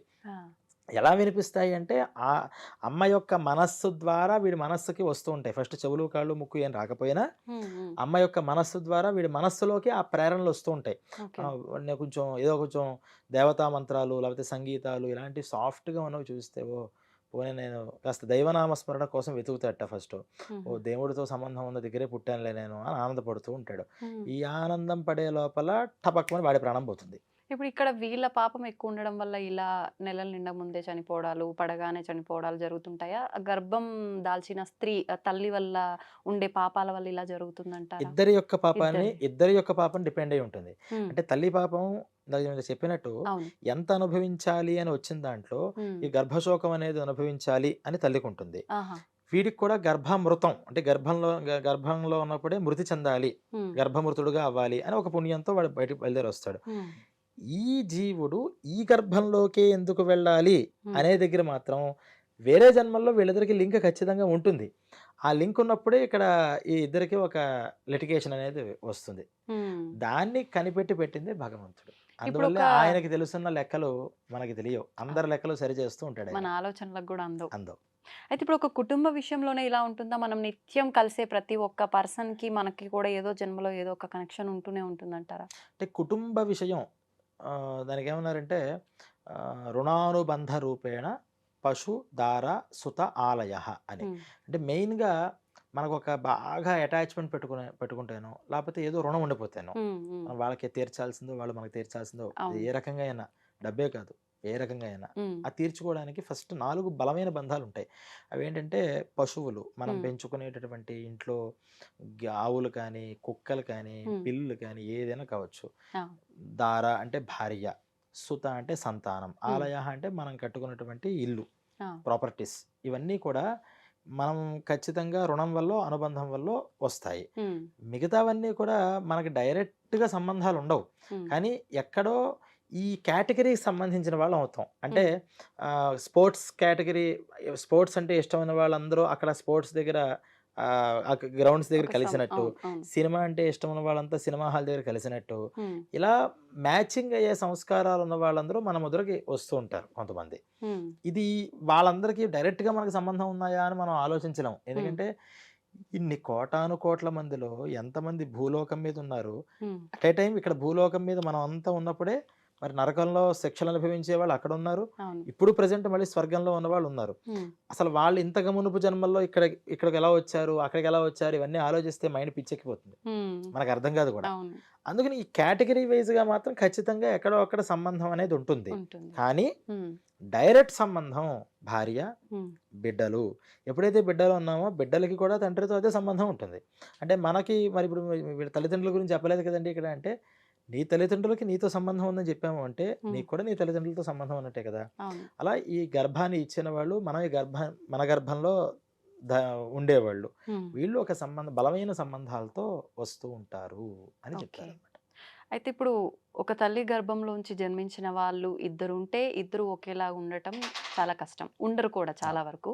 కానీ ఎక్కడో ఒక దగ్గర మనతో పోలిన వాళ్ళు, మన రూపంతో ఉండేవాళ్ళు 7 ఉంటారని చెప్పి అంటూ ఉంటారు. అది నిజంగా ఉంటారా? అలా ఉండటం వెనకాల దీనికి ఏమైనా సంబంధం ఉందంటారా? అంటే మీ ప్రశ్నలో ఏడుగురు మనలాంటి వాళ్ళు ఎక్కడైనా ఉంటారా ఉంటారా? అనేదా? ఉంటే అంటే గనక ఇప్పుడు మనం ఒకరితో ఒకరికి సంబంధం ఉంటేనే ఇలా కలుస్తామన్నారు కదా! హ్మ్. అలా వాళ్ళకేమైనా సంబంధాలు ఉంటాయా? ఆ! రూపం బట్టినా? ఆ! అలా ఏం లేదు. అంటే హ్మ్. ఏడుగురు మనుషులు పోలిన వాళ్ళు మనుషులు ఉంటారు అనేది ఒక పెద్దల నుంచి చెప్తున్న నానుడి తప్పితే, హ్మ్. మనకి ప్రత్యక్షంగా ఎక్కడా కూడా ఏ పురాణంలోనూ లేదా? ఇలా ఉంటారు అనేది ఎక్కడా లేదు దానికి. ఆహా! ఆహ్, సాదృశ్యం అంటే కొన్ని పోలికలు కలుస్తాయి. హ్మ్. తప్పితే హ్మ్. ఎగ్జాక్ట్‌గా ఇదే మనిషిలాగా ఏడుగురు ఉంటారు అని ఎక్కడ మనకి కనిపించలా. హ్మ్. కానీ మన పెద్దవాళ్ళు ఏం చేశారంటే, వాళ్ళు మరి ఎక్కడి నుంచి వచ్చిందో నాకు దాని విషయం అవును. ఎందుకు స్టార్ట్ అయిందో హ్మ్. తెలీదు కానీ, హ్మ్. చాలా చోట్ల ఏడుగురు మనుషులు పోలిన వాళ్ళు మనుషులు ఉంటారట అని హ్మ్. చెప్తూ ఉంటారు. అవును. కానీ మరి ఉన్నారా లేదా అని మనం చూస్తే మరి ఇంత టెక్నాలజీ పెరిగింది కదా! మరి ఇప్పటికైనా మనం ఏడుగురు అందరిని కనిపించాలి ఒక్క కదా! దగ్గరికి లాక్కొచ్చే తీసుకొని ప్రయత్నం. రాగలుగుతాం. అవును. కానీ అది సాధ్యమయ్యే విషయం కాదు. హ్మ్. అది మనకి శాస్త్రీయమైన విషయం కాదు. కానీ వాళ్ళ అనుభవాల్లో ఎవరో ఇలా మనుషులు పోలిన వాళ్ళు ఉన్నారు కదా! ఇక్కడ మన మధ్యన మోడీ గారు లాగా ఎవరో ఎక్కడో కనిపించారని అవును. చెప్పారు. అవును. అలా కొంచెం కొంచెం పోలికలు ఉండేప్పటికి హ్మ్. ఇలా ఉండి ఉంటారు అని ఏడుగురు సంఖ్య చెప్పి ఉండాలి. హ్మ్. అంటే హ్మ్. వాళ్ళకి వీళ్ళకి ముందర ఎటువంటి సంబంధాలు ఉండవు. హ్మ్. ఇంకోటి మీరడిగింది గర్భంలో ఉన్నటువంటి ఇద్దరు పిల్లలు పుట్టినప్పుడు హ్మ్. వీళ్ళకి ఎటువంటి సంబంధం ఉంటుంది? హ్మ్. ఖచ్చితంగా కలిసి పుట్టే వాళ్ళకి ఎంత సంబంధం అంటే కవల పిల్లలంటాం. ఆ కవల అవును. పిల్లలకి ఎంత అటాచ్‌మెంట్ ఉంటుందో, ఒకే గర్భంలో జన్మ ఇస్తున్న వాళ్ళకి కూడా పూర్వజన్మలతో సంబంధం ఖచ్చితంగా ఉంటుంది. హుహుహు. పూర్వజన్మలతో. హ్మ్. అందుకనే ఈ సుత అనే శబ్దానికి హ్మ్. కొడుకు అనేటటువంటి అర్థం తోబుట్టువును కూడా ఉంది. ఆ! అందుకనే పెద్దన్నగారంటే తండ్రి లాంటి వారు, హ్మ్. తండ్రితో సమానము ఆ! అని చెప్పి తమ్ముళ్ళందరూ కూడా కొడుకుల్లాగా చూడాలి. వదిన అంటే అమ్మతో సమానం ఇలా చెప్తూ ఉంటాం. అవును. ఎందుకు అంటే సుత అంటే పిల్లలు అంటే తమ్ముళ్ళ దగ్గర తర్వాత పుట్టిన వాళ్ళు ఎవరైతే ఉన్నారో అందరూ కూడా దాంతో సంబంధం అవుతారు. వీళ్ళు హ్మ్. కూడా సంథింగ్ ఎక్కడో అక్కడ ఏదో రకమైన సంబంధాన్ని పెట్టుకునే వస్తుంటారు. హ్మ్. అందువల్లే కొంతమంది అన్నదమ్ములను చూస్తే వాళ్ళు బాగా రామలక్ష్మణుల్లా ఉంటారు. అవును. కొంతమంది చూస్తే వాలి సుగ్రీవుల్లా కొట్టుకుంటూ ఉంటారు. మనం ఎన్ని చెప్పినా సరే వాళ్ళకి కుదరదు. హ్మ్. అంటే అలా కొట్టుకోవడం అనేటటువంటి దాంట్లో వాళ్ళు అనుబంధాన్ని పెట్టుకొని అదే కొట్టుకోవడం ఇక్కడ కూడా కంటిన్యూ చేస్తున్నారు. కసి తీరలేదు. హ్మ్. ఎంత కొట్టుకున్నా కసి తీరదు మనకింకా. ఇంకా వాడినేదో చేయాలి, వాడినేదో చేయాలని బాగా లోపల అవును. పెట్టేసుకుంటాడు. అవును. పాపం ఆ టైంలో టప్‌మని ఒకసారి యాక్సిడెంట్ ఏదో అయిపోతుంది. హ్మ్. ఏ మైండ్ స్టేట్‌లో ఉన్నాడో దాన్ని ఖచ్చితంగా మళ్ళీ ఫుల్‌ఫిల్ చేసుకోవడం కోసం హ్మ్. ఇంకో జన్మ ఎత్తుతాడు. ఆ! ఇదే మైండ్ స్టేట్‌లో అవతల వాళ్ళు కూడా ఉన్నప్పుడు హ్మ్. ఇమ్మీడియేట్‌గా మళ్ళీ ఇద్దరు కూడా ఆ పుణ్య పాపాలు అనుభవించేసి డైరెక్ట్‌గా వచ్చేస్తారు. అంటే ఒకే మైండ్ ఆఫ్ స్టేట్‌లో ఉన్నారు కదా! హ్మ్. కాబట్టి హ్మ్. వెంటనే తీసుకొచ్చి ఒక గర్భంలోకి ప్రవేశపెడతారు. పెట్టడంతోనే పుట్టుక నుంచి అంతేనండి వాళ్ళెప్పుడు క్షణం అంటే పడదు అవును. అన్నదమ్ములకి అంటాం. అవును. ఏంటి పుట్టుక నుంచి పడకపోవడం అంటే ఇది లింక్ అనమాట. హుహుహు. ఏంటో ఫస్ట్ నుంచి చిన్న పిల్లాడు ఆ తమ్ముడు పుట్టినప్పటి నుంచి ఎంతో ప్రేమగా చూసేది ఈ అక్క అంటాం. అవును. అవును. పుట్టినప్పటి నుంచి అంతే వాడు ఎంత హింసిస్తున్నా ఈమె ప్రేమిస్తూనే ఉంటుంది ఈ హ్మ్. పెద్దమ్మాయి అంటాం. అది ఈ అనుబంధ రూపంగా ఉన్నటువంటి రుణం అనమాట. ఓకే. అయితే ఇప్పుడు ఈ మధ్య కాలంలో మనం చాలా విన్నాము, చూసాం కూడా సోషల్ మీడియా ద్వారా. కొంతమంది నాకు గత జన్మ జ్ఞాపకాలు గుర్తొస్తున్నాయని చెప్పి, కొంతమంది నాకు గత జన్మలో పలానా వాళ్ళు నా పేరెంట్స్ అని, లేదు అనంటే వాళ్ళు నా బ్రదర్ అని, సిస్టర్ అని అక్కడికి వెళ్లి చూడాలని జెప్పి, పేర్లతో సహా కొన్ని సందర్భాల్లో చెప్పినవి కూడా ఉన్నాయి. నిజంగా అట్లా గత జన్మ గుర్తొచ్చి ఇలాంటివి చెప్పేవన్నీ నిజమేనా? అలా వచ్చే అవకాశం ఉంటుందంటారా? ఉంటుందండి. పూర్వం నిద్రని మరణం అన్నారు. హ్మ్. నిద్రపోయామంటే ఈరోజు అయిపోయింది అక్కడితో. ఆ డే ఆ! ఎండ్ అయిపోయింది కదా! ఆ! నిద్రలో మనకేమన్నా అసలు గుర్తుంటుందా? అసలు ఏం ఉంట జరిగిందో అసలు ఎవరు నిద్రపోతున్నారో కూడా తెలీదు. హ్మ్. ఎప్పుడైనా కలొస్తున్నప్పుడు మాత్రం నేను నేను కలను చూస్తున్నాను అంటాం. కల్లో కనిపించేది మనమే. ఆ! కానీ మనకేంటంటే ఫీలింగ్ నేను ఏదో సినిమా చూస్తున్నట్టు చూస్తున్నాను. అంతే. కానీ ఆ కల్లో కూడా నేనున్నాను. నాకిలా జరుగుతోంది. హ్మ్. ఈ నాకు అనే స్పృహ ఉంటుంది తప్పితే ఏది కూడా గుర్తుండవు. గుర్తుండదు. అవును. ఇంక అక్కడితో అయిపోయింది హ్మ్. నిద్ర. నిద్రలో ఏం జరుగుతుందంటే ఈ సూక్ష్మ శరీరము అనేటటువంటిది ఆయా లోకాలకి వెళ్ళి సంచరించి వస్తూ ఉంటుంది అని హ్మ్. కూడా కొంత పురాణ ప్రమాణాలున్నాయి. ఓకే. అంటే ఈరోజు తను చేసినటువంటి పుణ్యపాప కర్మలు ఏవైతే ఉన్నాయో, ఈ జీవుడు నిద్రిస్తున్నప్పుడు ఇక్కడి హ్మ్. నుంచి ఒకసారి సూక్ష్మ శరీరంగా అక్కడికి వెళ్ళి తను చేసినటువంటి డైలీ అకౌంట్ అంతా కూడా చేతులు కట్టుకుని అప్పు చెప్పి వచ్చేస్తట. హ్మ్. ఆ విషయం మనకి తెలుసా అంటే మనకు తెలియదు. కానీ జీవుడు చేస్తాడు ఆ పని. ఆహా! ఎక్కడికి వెళ్తాడు అంటే ఆయన ఎక్కడికో ట్రావెల్ చేసుకుంటూ రాకెట్ ఎళ్ళినట్టు పైదాకా వెళ్ళక్కర్లా. అంటే ఆ స్టేట్ భగవంతుడితో అంటే ఈ చిత్రగుప్తుడు అనేటటువంటి ఆయన దగ్గరికి ఆయనకి ఎలా కనెక్ట్ అవ్వాలో ఆ జీవుడికి తెలుసు ఆ ఛానల్. ఓకే. నేను మీతో ఫోన్‌లో మాట్లాడాలి అంటే మీ పక్కకొచ్చి లేకపోతే మీ ఇంటికి వచ్చి నేను మాట్లాడక్కర్లేదు. అవసరం లేదు. ఇక్కడ కూర్చొని నేను మాట్లాడతా. నాకు ఓకే. ఛానల్ తెలిస్తే. హ్మ్. ఇది హ్మ్. తెలియకపోతే ఫోన్ నా చేతిలో ఉన్నా నాకేం వినిపించట్లేదు పరిగెత్తుకుంటూ మీరెక్కడున్నారో అక్కడికి వస్తుంటా. హ్మ్. అలా జీవుడికి ఆ ఛానల్ తెలుసు కాబట్టి చిత్రగుప్తుడితో కనెక్ట్ అయ్యి పుణ్యపాపాలు చెప్పొస్తూ ఉంటాడు అంటారు. మనది మనమే చెప్పుకుంటాం. మనమే ఎవరికి హ్మ్. ఎవరికి వాళ్ళం. ఇది కూడా ఉంది దాంట్లో. ఆహా! ఇలాంటి సమయాల్లో ఏమవుతుందంటే ఖచ్చితంగా ఒక్కసారి ఆ ఛానల్‌లోకి ప్రవేశించిన తర్వాత అప్పుడప్పుడు డిస్టర్బెన్సెస్ వస్తూ ఉంటాయి. హ్మ్. మనకి కేబుల్ టీవీలో రాదు. అవును. మనం ఒక ఛానల్ చూస్తుంటే వేరే ఛానల్ వచ్చేస్తుంది. ఆ! ఎందుకొచ్చింది అని మీరు ఏ టెక్నీషియన్ అడిగినా వాడు దాని ఏదో సంథింగ్ ఏదో జరిగిందండి అంటాడు అంతే. అవును. అలా కొంత డిస్టర్బెన్స్ వచ్చినప్పుడు ఏమవుతుందంటే హ్మ్. ఒక్కసారిగా వెళ్లి అక్కడ చెప్పుకొని రావాల్సింది హ్మ్. అలా మరల్చి గత గత జన్మల్లోకి కొన్ని వాసనలు వచ్చే అవకాశం ఉంది. హుహుహు. కొంతమందికి ఏంటంటే ఇది కళల్లో వచ్చేది. పుట్టుకతోనే హ్మ్.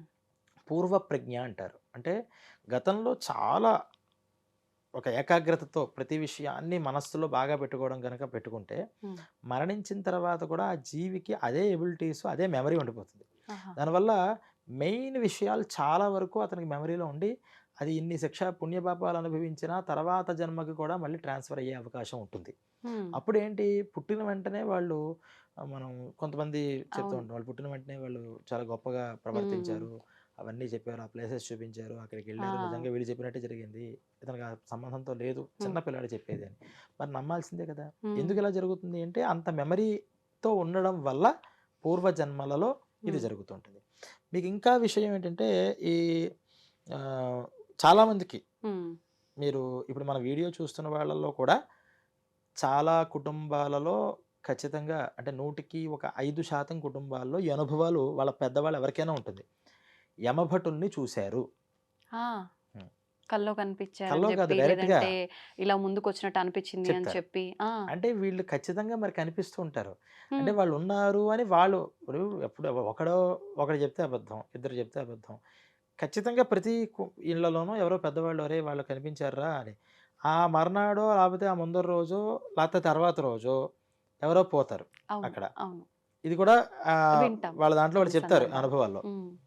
ఇలా యమభటులుని వీళ్ళెలా చూడగలిగారు ఇక్కడి నుంచి అంటే, అది కూడా కొంచెం బై మిస్టేక్ జరుగుతుంది. మరి దేవుళ్ళు కదండీ! అలా దేవుడు కూడా మిస్టేక్ చేస్తాడు. వాళ్ళు హ్మ్. దేవతలు. మనం గుర్తుంచుకోవాల్సిందేంటంటే, నీకన్నా కొంచెం ఎబిలిటీ ఉంది హ్మ్. వాళ్ళకి, దేవతలకి. దేవుడు వేరు. ఆయన ఆల్మైటీ. ఆయనకసలు ఇంకా తప్పు, ఒప్పు, హ్మ్. తక్కువ, ఎక్కువ ఏమీ లేవు. ఆ! అది వేరు. ఈ దేవతలు అనేవాళ్ళు ఎవరంటే, మనకన్నా ఎక్కువ జ్ఞానం, మనకన్నా ఎక్కువ ఎబిలిటీస్ ఉన్నవాళ్ళు. హ్మ్. అంత మాత్రాన వాళ్ళు 100 మిస్టర్ పర్ఫెక్ట్స్ అంటే కాదు. అంటే వాళ్ళు ఒకానొక జన్మలో మనలాగా మానవుల్లా పుట్టి మంచి ఖచ్చి కార్యాలు చేయడం వల్ల అలా మారిన వాళ్ళా? అంతే. ఆహా! మీకు ఏ పురాణం ఎత్తినా అదే చెప్పేది. ఓకే. ఇంద్రుడికి ఇంద్ర పదవి ఎలా వచ్చింది? అంటే యజ్ఞాలు చేశాడయ్యా ఎగ్జామ్. ఇంద్ర పదవి ఎన్ని వచ్చింది. శతయాగాలా 100 ఏమో? యాగాలు చేస్తే అక్కడికి వచ్చింది. హ్మ్. మరిప్పుడు మనం ఆంజనేయ స్వామిని ఏమంటాం? భవిష్యత్ చతురాన్నాయ నమః అంటాం. అంటే హ్మ్. భవిష్యత్తులో నువ్వు బ్రహ్మవి హ్మ్. అంటాం. హ్మ్. అంటే ఇప్పుడు ఈ యుగంలో ఉన్నటువంటి ఆంజనేయ స్వామి హ్మ్. వచ్చే యుగంలోకి వెళ్ళేటప్పటికి ఆయన బ్రహ్మ పదవిలో కూర్చుంటాడు. ఆ! ఇవన్నీ మనం చెప్తూ ఉంటాం అవును. కదా! అవును. ఈ దేవతలు ఎవరైనా సరే హ్మ్. మనలాగా వాళ్ళు పుట్టి హ్మ్. వాళ్ళు దాన్ని ఫుల్ ఫ్లెడ్జ్డ్‌గా చేసుకోవడం వల్ల వాళ్ళ క్యాపబిలిటీ వల్ల, కమిట్మెంట్ వల్ల హ్మ్. వాళ్ళు ప్రమోషన్ పొంది అయ్యారు తప్పితే హ్మ్. వాళ్ళలో అసలు లోపం ఉండదా? ఉంటుంది. ఆ! ఖచ్చితంగా ఉంటుంది. కాకపోతే మనకున్నంత లోపాలుండవు. హ్మ్. సప్ ఒకటో, రెండో లోపాలు ఖచ్చితంగా ఉంటాయి. ఉన్నాయి కాబట్టి దేవతలయ్యారు. లేకపోతే వాళ్ళు కూడా దేవుళ్ళైపోయారుగా. హ్మ్. వాళ్ళు కూడా దేవుడే. దేవతా శక్తులలో కూడా కొన్ని ఖచ్చితంగా ఉంటాయి. హ్మ్. అలా మరి దేవతల దగ్గరే కొంత మిస్టేక్స్ జరుగుతున్నప్పుడు యమభటుల దగ్గర జరగవా? హ్మ్. ఆ యమభటుల యొక్క వాళ్ళు మన భూమి మీదకి రావడానికి వాళ్ళకొక మార్గం ఉంటుంది. హ్మ్. మనం ఎలాగైతే నడుచుకుంటూ వస్తాం. లేతే ఇవి నేను నడుచుకుంటున్నట్టుగానే గాలిలో ఏరోప్లేన్ నడుస్తుందా?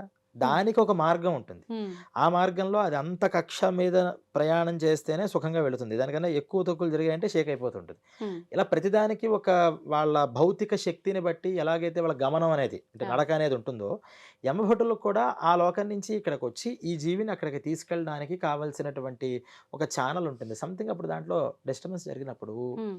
ఇక్కడున్న వాళ్ళకి కనిపిస్తారు వాళ్ళు.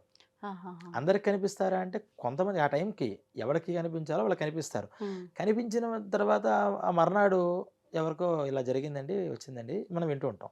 అంటే యమభటులు కానీ, ఉమ్, యమలోకాలు కానీ ఇవన్నీ కూడా ఎలాగైతే ఉన్నాయో ఇలా స్వప్నాలలో వచ్చేటటువంటి విషయాలు కూడా ఉమ్. ఇవన్నీ కూడా ప్రత్యేక అనుభవాలు.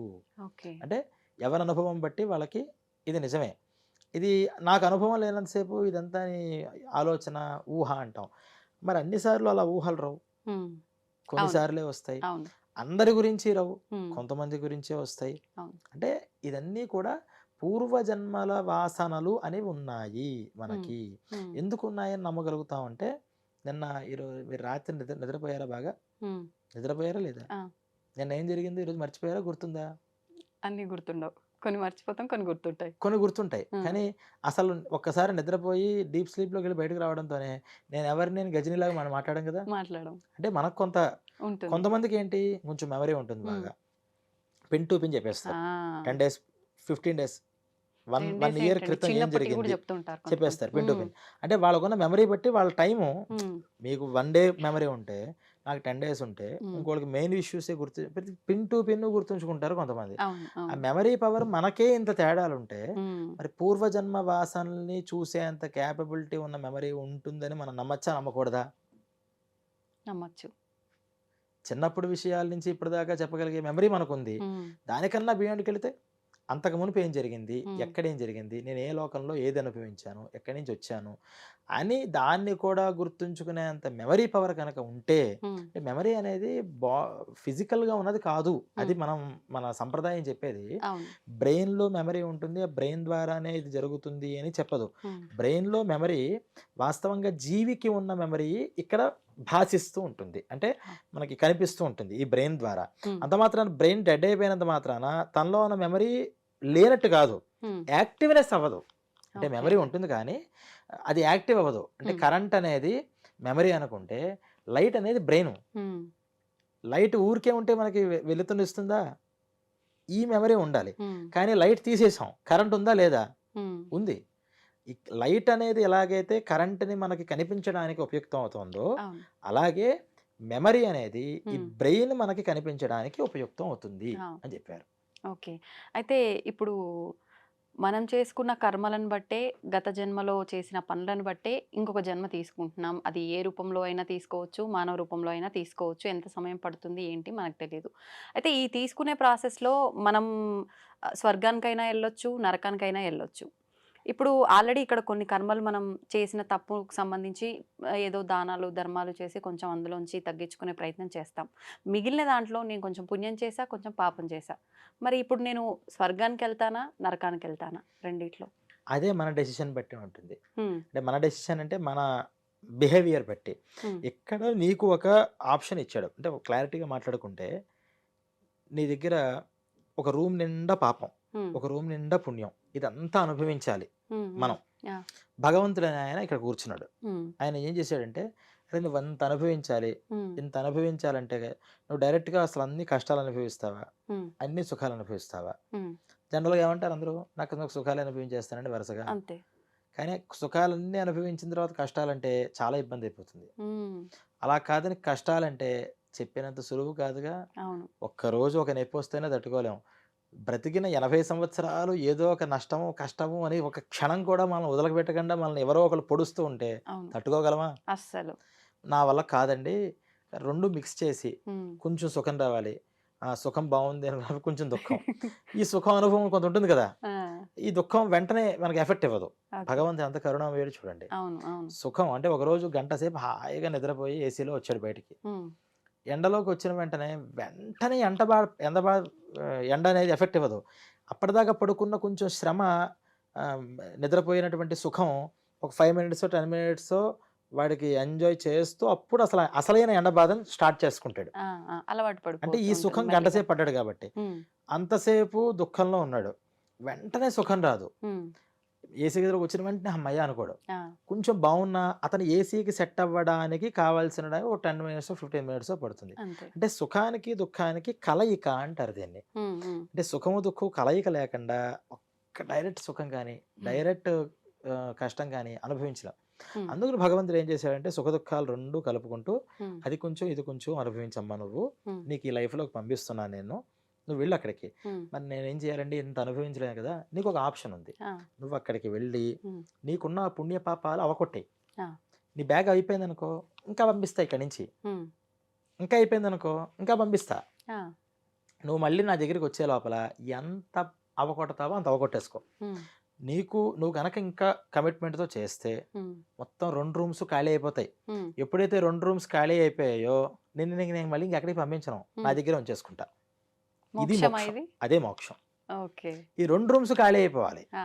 నేను పాపాల వైపు పోగొడతాను, నాకు పుణ్యం పెంచుకుంటూ పోతానంటే మళ్ళీ పుణ్యం కోసం అనుభవించాలి. ఆ! మళ్ళీ పుణ్యం కోసం అనుభవించేటప్పుడు మళ్ళీ ఏవో పాపాలు చేస్తే మళ్ళీ ఈ బ్యాగ్ పెరుగుతుంటుంది. ఈ హ్మ్. 2 అకౌంట్స్ నిల్ బ్యాలెన్స్ చేసేస్తే హ్మ్. నీకు ఇంకా అకౌంటే లేదు కాబట్టి అకౌంట్ హోల్డర్‌గా నేను తీసేసి హ్మ్. నా దగ్గర పెట్టుకుంటాను నాన్న అని హ్మ్. పంపిస్తాడు. మనం ఏం చేస్తాం, అసలు భగవంతుడు చెప్పింది ఏంటి, ఆ 2 క్లియర్ చేయాలి. 2 ఎలా క్లియర్ చేయాలండి? హ్మ్. అనుభవించు. అందుకనేగా ఇచ్చింది. నువ్వు బ్యాగ్‌లో నీ బాడీకి నీకు ఇన్ని రోగాలు రావాలి, ఇన్ని కష్టాలు రావాలి, ఇన్ని అవమానాలు రావాలి, హ్మ్. నీకు ఇన్ని సుఖాలు రావాలి, ఇన్ని ప్రమోషన్స్ రావాలి, ఇంత ఆనందం కలగాలి, ఇంత పేరు రావాలి, పెట్టేసాం. అదంతా అనుభవించుకుంటూ పో. హ్మ్. కానీ నా వల్ల కాదు. నువ్వు ఇచ్చిన మనం ఇక్కడేమో భగవంతుడికి ప్రామిస్ చేసేదేంటి, మొత్తం అక్కడ కూడా నేను అనుభవించేస్తాను, ఆ! రూమ్ అంతా అవకొట్టేస్తానంటాం. కిందకెళ్ళిన తర్వాత ఏమంటామంటే లేదు, లేదు, లేదు, యాడ్ చేస్తా ఉంటాం. పుణ్యం అలాగే ఉండాలి. ఇది కొంచెం బావుంది నాకు. హ్మ్. పాపం అనేది ఏదైతే ఉందో అది ఎలా పోతుంటే బావుంటుంది. తొందరగా హ్మ్. ఎలా పోగొట్టుకుందాం. అంటే నేను చెప్పేది ఎవరి గురించి? సాధకుల గురించి. ఓహ్! పాపాత్ముల గురించి కాదు, పుణ్యాత్ముల గురించి. ఆ! నా పుణ్యం అలా ఉంచి ఫస్ట్ పాపాన్ని పోగొట్టుకునే మార్గం చూద్దామని చాలామంది ఏం చేస్తారు, పాపాన్ని పోగొట్టుకోవడానికి ఎన్నో దానాలు, ధర్మాలు, గుళ్ళు, గోపురాలు, నదీ తీర్థాలు, తీర్థయాత్రలు, క్షేత్రయాత్రలు అన్నీ హ్మ్. చేసి హ్మ్. ఆ పాపాన్ని కడుక్కుంటుంటారు. ఇక్కడ క్లియర్ అవుతూ ఉంటుంది, వస్తూ ఉంటుంది, క్లియర్ అవుతూ ఉంటుంది, వస్తూ ఉంటుంది. కొన్ని పుణ్యకర్మలు ఏంటంటే పాపాన్ని పోగొడతాయి, పుణ్యాన్ని కూడా పెంచుతూ ఉంటాయి. హ్మ్. కొన్ని కర్మలు ఓన్లీ పాపాన్ని మాత్రమే పోగొడతాయి. పోగొడతాయి. హ్మ్. అలాంటివి చేయడం వల్ల అటు పుణ్యం కూడా పెరుగుతుంటుంది. చక్కగా అంతా అనుభవించాడు. హ్మ్. ఈ జన్మంతా ఏమైంది? ఈ పాపాన్ని కడగటంలో కడుక్కోవడంలోనే సరిపోయింది. సరిపోయింది. ఆ! అప్పుడు నెక్స్ట్ జన్మ ఏం చేస్తాడంటే, "అరేయ్! నువ్వు చాలా శ్రమ పడ్డావురా. హ్మ్. అదేమో అకౌంట్ బాగా పెరిగిపోయింది. ఇది బాగా తగ్గిపోయింది. హ్మ్. లెవెల్ అవ్వాలి కదా!" ఉండాల్సిందే లెవెల్. భగవంతుడు ఏంటంటే లెవెల్ అది. నువ్వు హ్మ్. 2 సమానంగా అనుభవించు. ఆ! 2 నిల్‌గా సమానంగా అయితే మొత్తం అవగొట్టేసేయి. లేదా లెవెల్ పెడుతూ ఉండు. హ్మ్. అందుకని నీకు నెక్స్ట్ జన్మ ఏం చేస్తానంటే, కొంచెం ఎక్కువ పాపాలు అనుభవించే జన్మొద్దు. పుణ్య జన్మ ఇస్తాను నీకు. అంటే ఎక్కువ ఎప్పుడు సంతోషంగా ఇప్పుడు సుఖం. కుటుంబంలో సఖ్యత మనం అలా చూస్తుంటాంగా. హ్యాపీగా ఉంటారు. అసలు వాళ్ళు ఏమి చేయరు. అవును. కాలు మీద కాలేసి కూర్చుంటారు. అన్ని వ్యసనాలే. హ్మ్. హ్మ్. కానీ చాలా ఆనందంగా ఉంటారు. హ్మ్. ఆ పక్కనే వాడు ఏమనుకుంటాడంటే, నేను ఇన్ని పుణ్యాలు చేస్తున్నాను, నా జీవితం ఇలా అయిపోయింది. వాడు చూస్తే ఒక అన్ని పాపకర్మలే, అవును. వాడేంటి ఇంత ఆనందంగా ఉన్నాడు అని హ్మ్. కానీ వాడు వచ్చింది దేనికోసం? పుణ్యం అది అనుభవించడం అనుభవించడానికే కోసమే. వచ్చాడు. హ్మ్. మనం వాడితో పోలిక పెట్టుకోకూడదు. హ్మ్. వాడితో పోలిక పెడితే మనం ఇక్కడ నష్టపోతాం. అవును. ఇలా అనుభవిస్తాడట. వీడేం చేస్తాడు, ఈ పాపం పుణ్యం ఇప్పుడు అనుభవించు, ఇక ఈ ఆ! పుణ్యం అనుభవించు అనే దగ్గర హ్మ్. వాడు మర్చిపోయేది ఏంటంటే, పుణ్యం ఒక్కటే అనుభవిస్తే పర్వాలా. ఈ అనుభవించే తరుణంలో మళ్ళీ కొన్ని ఆ! పాపాలేసుకుంటాడు. నేనిదే అడగాలనుకున్నా. మళ్ళీ కొన్ని పాపాలేసుకుంటాడు. ఈ పాపాలేసుకో అంటే పుణ్యం అనుభవించడం, పాపం వేసుకోవడం అంటే ఏంటి అనంటే, హ్మ్. మంచి భార్యనిచ్చాడు. ఆ! చక్కగా భార్యతో ఆనందంగా ఉండు. పిల్లల్నిచ్చారు. పిల్లలతో ఆనందంగా ఉండు. హ్మ్. ఇది పుణ్యం. కానీ మంచి భార్యని ఎప్పుడైతే ఇచ్చాడో, వీడేం చేస్తాడంటే, ఆ భార్య కాకుండా వేరే స్త్రీలు అనేటటువంటి ఇల్లీగల్ అఫైర్ స్టార్ట్ చేస్తాడు. ఆ! ఇదేమవుతుంది? పాపం. కానీ పుణ్యాన్ని అనుభవిస్తున్నాడా లేదా? అక్కడ అవును. సుఖాన్ని అనుభవిస్తున్నాడు. హ్మ్. హ్మ్. పుణ్యం అవుతోంది. కానీ పాపం కూడా పెరుగుతోంది. పెరుగుతోంది. పిల్లలు. హ్మ్. ఆ పిల్లలేమో పాపం ప్రేమగా వీడితో ఉంటూ ఉంటే, అస్తమాను ఈ పిల్లలు తలకాయ నొప్పిగా ఉన్నా గాని వాళ్ళని హ్మ్. విసుక్కుంటూ ఉంటాడు. అవును. కొడుతూ ఉంటాడు. వాళ్ళని దూరం పెడుతూ ఉంటాడు. హ్మ్. దూరం పెట్టడం వల్ల నా పిల్లల్ని పెట్టాను, వాళ్ళు దెబ్బకి అంటే కొంతమంది శాడిస్టులుంటారు. అవును. ఈ శాడిస్టులకి ఆనందపడతారు. వాళ్ళు హ్మ్. పక్క వాళ్ళని బాధపెడితే వాళ్ళకి కలిగేది ఆనందమే. అవును. ఈ ఆనందం దేనివల్ల వస్తోంది? ఈ హ్మ్. పుణ్యం వల్ల వస్తోంది. ఆ! వాడు అది అనుభవించడానికే వచ్చాడు. హ్మ్. చక్కగా అనుభవిస్తున్నాడు. హ్మ్. ఆనందపడుతున్నాడు. కానీ పక్కవాడు బాధపడుతున్నాడు కదా! అవును. ఇదంతా మళ్ళీ పాపం కింద పెరుగుతోంది. హ్మ్. ఇదంతా కంప్లీట్ చేసి జన్మ అయిపోయింది. మళ్ళీ పైకెడితే అకౌంట్ రివర్స్ అయిపోయింది. హ్మ్. పాపమేమో అంత పెరిగింది. పుణ్యమేమో తగ్గిపోయింది. హ్మ్. ఇదేంటండి అంటే, "అరే! నీకేం చెప్పానురా నేను, ఆ హ్మ్. పుణ్యం అనుభవించుకోరా నాయనా దాన్ని, తర్వాత నీకు లెవెల్‌లో ఇస్తానంటే, నువ్వు వెళ్లి మొత్తం దాన్ని జీరో చేసేసుకున్నావు. దీన్నేమో 100% చేసావు. ఇప్పుడు ఈ రూమ్ అంతా నిండింది. హ్మ్. నీకు మళ్ళీ పుణ్యజన్మ కాదు, మళ్ళీ పాపిష్టి జన్మ ఇస్తాను. మళ్ళీ వెళ్ళు" అంటాడు. హ్మ్. ఇంక అన్నీ దరిద్రాలే. వాడేం హ్మ్. ముట్టుకుంటే భస్మం అయిపోతుంటది. ఇక అన్ని పిల్లలు అందరూ రాళ్ళతో కొడతారు. హ్మ్. కొట్టి చంపేస్తారు. హ్మ్. నడి రోడ్డు మీద కుక్క చావు అంటాం కదా! ఈ అవును. కుక్కల్లాగా పుట్టి లారీ గుద్ది దాని మీద వెళ్ళి పేస్ట్ అయిపోయి ఎముకలతో సహా అది పేస్ట్ చివరి దాకా కూడా ప్రాణం పోయేదాకా కూడా ఆ నొప్పిని అనుభవిస్తూనే ఉంటాడు. ఘోరమైన చావు. ఘోరమైన చావు అనమాట. హ్మ్. ఇవన్నీ దీని మీద వస్తాయి. ఇదంతా వెళ్ళిన తర్వాత మళ్ళీ క్లియర్ చేసుకుని ఇంతే. హ్మ్. ఇంక అది పెరుగుతుంది. అదే అదేదో సినిమాలో చూపించినట్టుగా ఇలా నొక్కుతూ ఉంటే ఒక శవం లేస్తూ ఉంటుంది, మళ్ళీ పడుతూ ఉంటుంది. ఇంతనమాట. ఇక్కడ ఓకే. కూర్చుని ఏం చేయాలో తెలీదు. హ్మ్. కానీ భగవంతుడు చెప్పిన దానికోసం మనల్ని ఇక్కడికి కాదు. ఇక్కడికి వచ్చిన తర్వాత పుణ్యపాపాలను 2 కూడా చెప్పమన్నాడు. హ్మ్. బావుంది. వాటిని మనం సక్రమంగా పెట్టుకోవాలి. సక్రమంగా పెట్టుకోవాలంటే ఏంటి? ఫస్ట్ మనకి ఒకళ్ళు ప్రీచ్ చేసేవాళ్ళు కావాలి. టీచ్ చేసేవాళ్ళు కావాలి. సరిగ్గా నియామకం చేసేవాళ్ళు కావాలి. హ్మ్. అందువల్ల మనం ఒక గురువుని ఆశ్రయించాలి అని ఒక గురువుని ఆశ్రయించాలట. హ్మ్. కనిపించిన ప్రతి ఒక్కళ్ళని ఏం చెప్తే వెళ్ళిపోతామంటే 100 మార్గాలున్నాయి. అవును. అన్నీ కరెక్టే. మనం దేంట్లోనే వెళ్ళలేం. హ్మ్. ఒక గురువుని ఆశ్రయించాలి. చావు అంటే చచ్చిపో. ఆ! బ్రతుకు అంటే బ్రతుకు. హ్మ్. కూర్చో అంటే కూర్చో, నుంచో అంటే నుంచో. అంతా ఆయనకి ఇచ్చేసాం. ఆ! ఆ పుణ్య పాపాలు ఎవరి మీద వస్తాయి? ఆయనకే వస్తాయి. మనల్ని హ్మ్. ఒకవేళ రాంగ్ వేలో లీడ్ చేస్తే తీసుకెళ్తే. ఆ! ఆ పాపం మనకు లేదు. ఎందుకంటే ఆయన మీద నమ్మకంతో ఆయన చెప్పాడని చేశాను. అవును. నాకేం దాంట్లో ఎటువంటి స్వార్థము లేదు. హ్మ్. అప్పుడు ఏమవుతుంది? ఆ పుణ్య పాపాలన్నీ ఆయన మీద పడతాయి. మన మీద హ్మ్. పడవు. హ్మ్. అందువల్ల ఆయన్ని ఒక గురువు అనేటువంటి ఆయన పట్టుకుని, "ఓ నువ్వు ఇలా వెళ్ళురా, నువ్వు ఇలా చెయ్యి, ఇలా చెయ్యి" అంటే ఆ ప్రకారం మనం అడుగులు వేసుకుంటూ వెళ్ళిపోతే హ్మ్. కొంత జ్ఞానం అంటే కొన్ని ప్రాక్టికల్స్ మనం చేయగా మనకొక మైండ్ సెట్ వస్తుంది. హ్మ్. ఓహ్! ఇన్ని పుణ్యపాపాలు ఉన్నాయి. ఇక్కడ నేను అనుభవించాలి. సరే పుణ్యం ఎలాగో అనుభవిస్తాం. ఈ పుణ్యాన్ని పోగొట్టుకోవాలంటే ఎలాగా అంటే, ఈ పుణ్యకర్మ అంతా నాది కాదనుకుంటే చాలు. ఆహా! ఎంత సింపులో తెలుసా మీకు? హ్మ్. పుణ్యం కానీ, పాపం కానీ నాది కాదు. హ్మ్. చాలా సింపుల్ ఇది. ఎలా? ఇదే. హ్మ్. ఈ పుణ్యం, పాపం నాది. నాది. అంటే నేను కష్టపడితే ఆ! ఇదొచ్చింది. ఆ! నేను ఎంతో కష్టపడ్డాను కాబట్టి ఇది జరిగిందని అనుకుంటున్నాం కదా ప్రతి అవును. దగ్గర. అవును. అవును. ఇది నాది కాదురా నాయనా! అసలు నాదేం లేదు. హ్మ్. జస్ట్ అలా జరిగిందంతే. బై యాక్షన్ ఇవన్నీ ఎళ్ళిపోయాయి. ఆ! అసలు నేను అనుభవించేవాడిని కాదు. నేను చేసేవాడిని కాదు. దీని మీద నాకు అసలు ఎటువంటి అటాచ్‌మెంట్ లేదు. ఆ! నేను అన్నిటి నుంచి దూరంగా విముక్తి. ఉన్నవాడిని హ్మ్. అని వాడు ఫీల్ అవ్వగలిగితే, హ్మ్. ఆ ఒక్క క్షణం దాన్నే జ్ఞానం అంటారు. అదొక్కసారి రావడంతోనే ఏమవుతుందంటే, ఈ అటాచ్‌మెంట్ తెగిపోతుంది. హ్మ్. సన్న దారం అది. అది తెగిపోయిన వెంటనే ఇప్పుడు ఆ రూమ్స్ ఏమైపోయాయి? ఉన్నాయి అక్కడే. ఉన్నాయి. కానీ ఇతనికి సంబంధం లేదు. హ్మ్. టక్‌మని తీసుకున్నాడు. భగవంతుడు ఆయన దగ్గర పెట్టేసుకున్నాడు. ఓకే. మీకు అర్థమైందా? ఆ! ఆ! ఆ రూమ్స్‌కి అవును. పుణ్యపాపాలనేటువంటి 2 రూమ్స్‌కి ఉన్నాయి. హ్మ్. ఈ జీవుడికి సంబంధం ఎక్కడుంది? ఆ! ఇది నాది అని అనుకోవడంలో ఇది మమకారం అంటారు. అవును. అవును. ఇది నేను అనుభవిస్తున్నాను. హ్మ్. అహంకారం అంటారు. అహంకార, మమకార రూపంగా ఆ థ్రెడ్స్‌తో కట్టాడు ఇలాగాయన. హ్మ్. హ్మ్. నువ్వు ఈ థ్రెడ్స్‌ని వదిలేసి ఎంత అనుభవిద్దామన్నా అది ను బావిలో నీళ్ళలాగా ఊరుతూనే ఉంటుంది. అవును. ఈ 2 థ్రెడ్స్‌ని గమనించి ఓహో! ఇక్కడుందా సీక్రెటు. హ్మ్. హ్మ్. వీటిని కట్ చేసేద్దాం అని ఎవరైతే వీటిని కట్ చేస్తారో హ్మ్. జ్ఞానాగ్ని జ్ఞానాగ్నో దగ్ధ కర్మాణి అని ఈ 2 ఏమవుతాయంటే ఈ 2 లింక్స్ లేనప్పుడు ఆ! వాటితో ఈ జీవుడికి స్ లే లే సంబంధం సంబంధమే లేదు. లేదు కదా! హ్మ్. హ్మ్. అంటే 2 రకాలు. ఒకటి అవన్నీ అనుభవించి జీరో బ్యాలెన్స్ చేసుకొని భగవంతుడి దగ్గరికి వెళ్ళిపోవడం ఓ పద్ధతి. హ్మ్. రెండోది అది చాలా కష్టమైంది. వాటితో మనకున్న లింక్‌ని కట్ చేసుకుంటే సరిపోతుంది కదా! హ్మ్. హ్మ్. అదసలు ఎవరి వల్ల కాదు. కాదు. మొత్తం జీరో అనేది ఎవ్వరి వల్ల కాదు. కాదు. ఏం చేయాలి? హ్మ్. దానికి ఆ పుణ్యపాపాలకి మనకి ఉన్నటువంటి లింక్‌ని కట్ చేసేసుకుంటే, ఆ!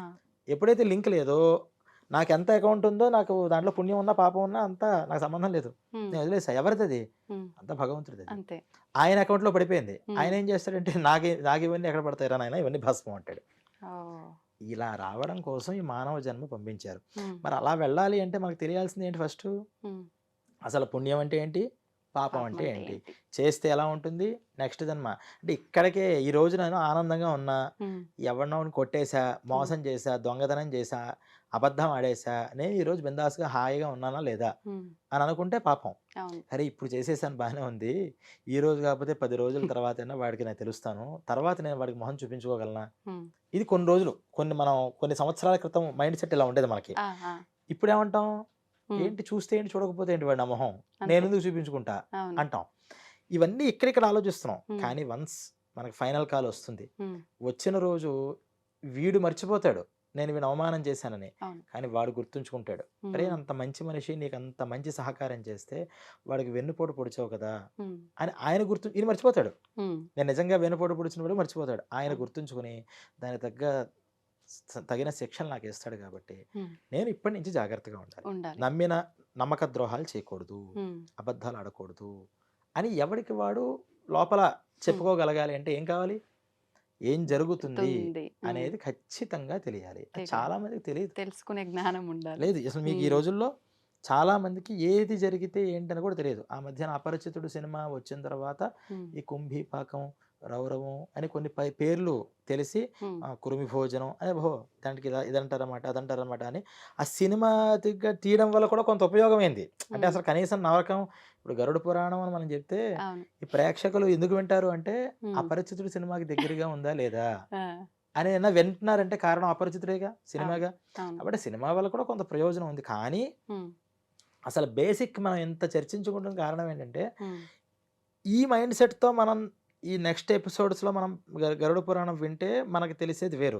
ఇదేం చెప్పకుండా పలానా శిక్షట ఆ శిక్ష ఎలా ఉంటుంది వేయిస్తారట ఇంకోటి కామెడీగా చూడడం వచ్చేసింది మనకి. శిక్షణ కూడా ఏం జరుగుతుందో భయపడం మనం ఇప్పుడు. ఎందుకంటే మనం భయపడడం కోసమే హర్రర్ సినిమాలు చూస్తాం. మనకు భయపడడం కూడా ఆనందం. భయంకరం అసలు. ఇంకా సరే పూర్వం మమ్మీ చూస్తే అప్పట్లో భయపడేవాళ్ళు. మమ్మీ కాదు దానికి ఇంకో తాతయ్య ముత్తాత అన్నీ వచ్చాయి. ఎన్ని వచ్చినా సరే భయపడే రోజుల్లో డబ్బులు ఇచ్చి సరదాగా ఇంకా ఎక్కువ ఎవరు భయపడతారని భయపడడం కోసం సినిమాలకు వెళ్ళే రోజుల్లో ఉన్నాం. ఇప్పుడు ఈ నరకాల గురించి చెప్తే ఎవరైనా భయపడతావా?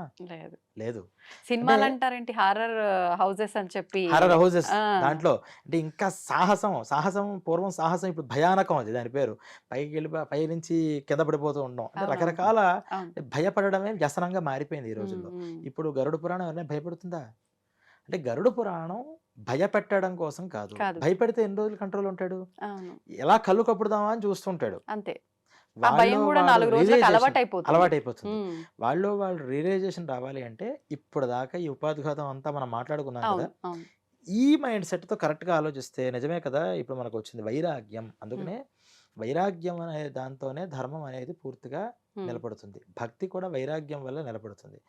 ధర్మం కానీ భక్తి కానీ ఏదైనా మనకు రావాలంటే వైరాగ్యం. ఏంటి వైరాగ్యం అంటే ఇదే. అసలు నీకేంట్రా, నువ్వు ఏ పని మీద వచ్చావు, నువ్వు చేయాల్సింది ఏంటి, ఏం చేస్తున్నావు అని ఒక్కసారి మనం ఆలోచించుకుంటే ఆటోమేటిక్గా మనం ఏం చేయాలి అని మనకు ఒక ప్రశ్న పుడుతుంది.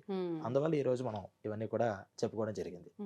అయితే కొన్నిసార్లు ఈ పాపం పుణ్యం మూట కట్టుకునే ప్రాసెస్లో మనం ఎక్కువగా వింటూ ఉంటాము, మొన్న వాళ్ళని ఇబ్బంది పెట్టాడు, మామూలుగా ఇబ్బంది పెట్టాడు, ఇప్పుడు అనుభవిస్తున్నాడు అని అంటుంటారు.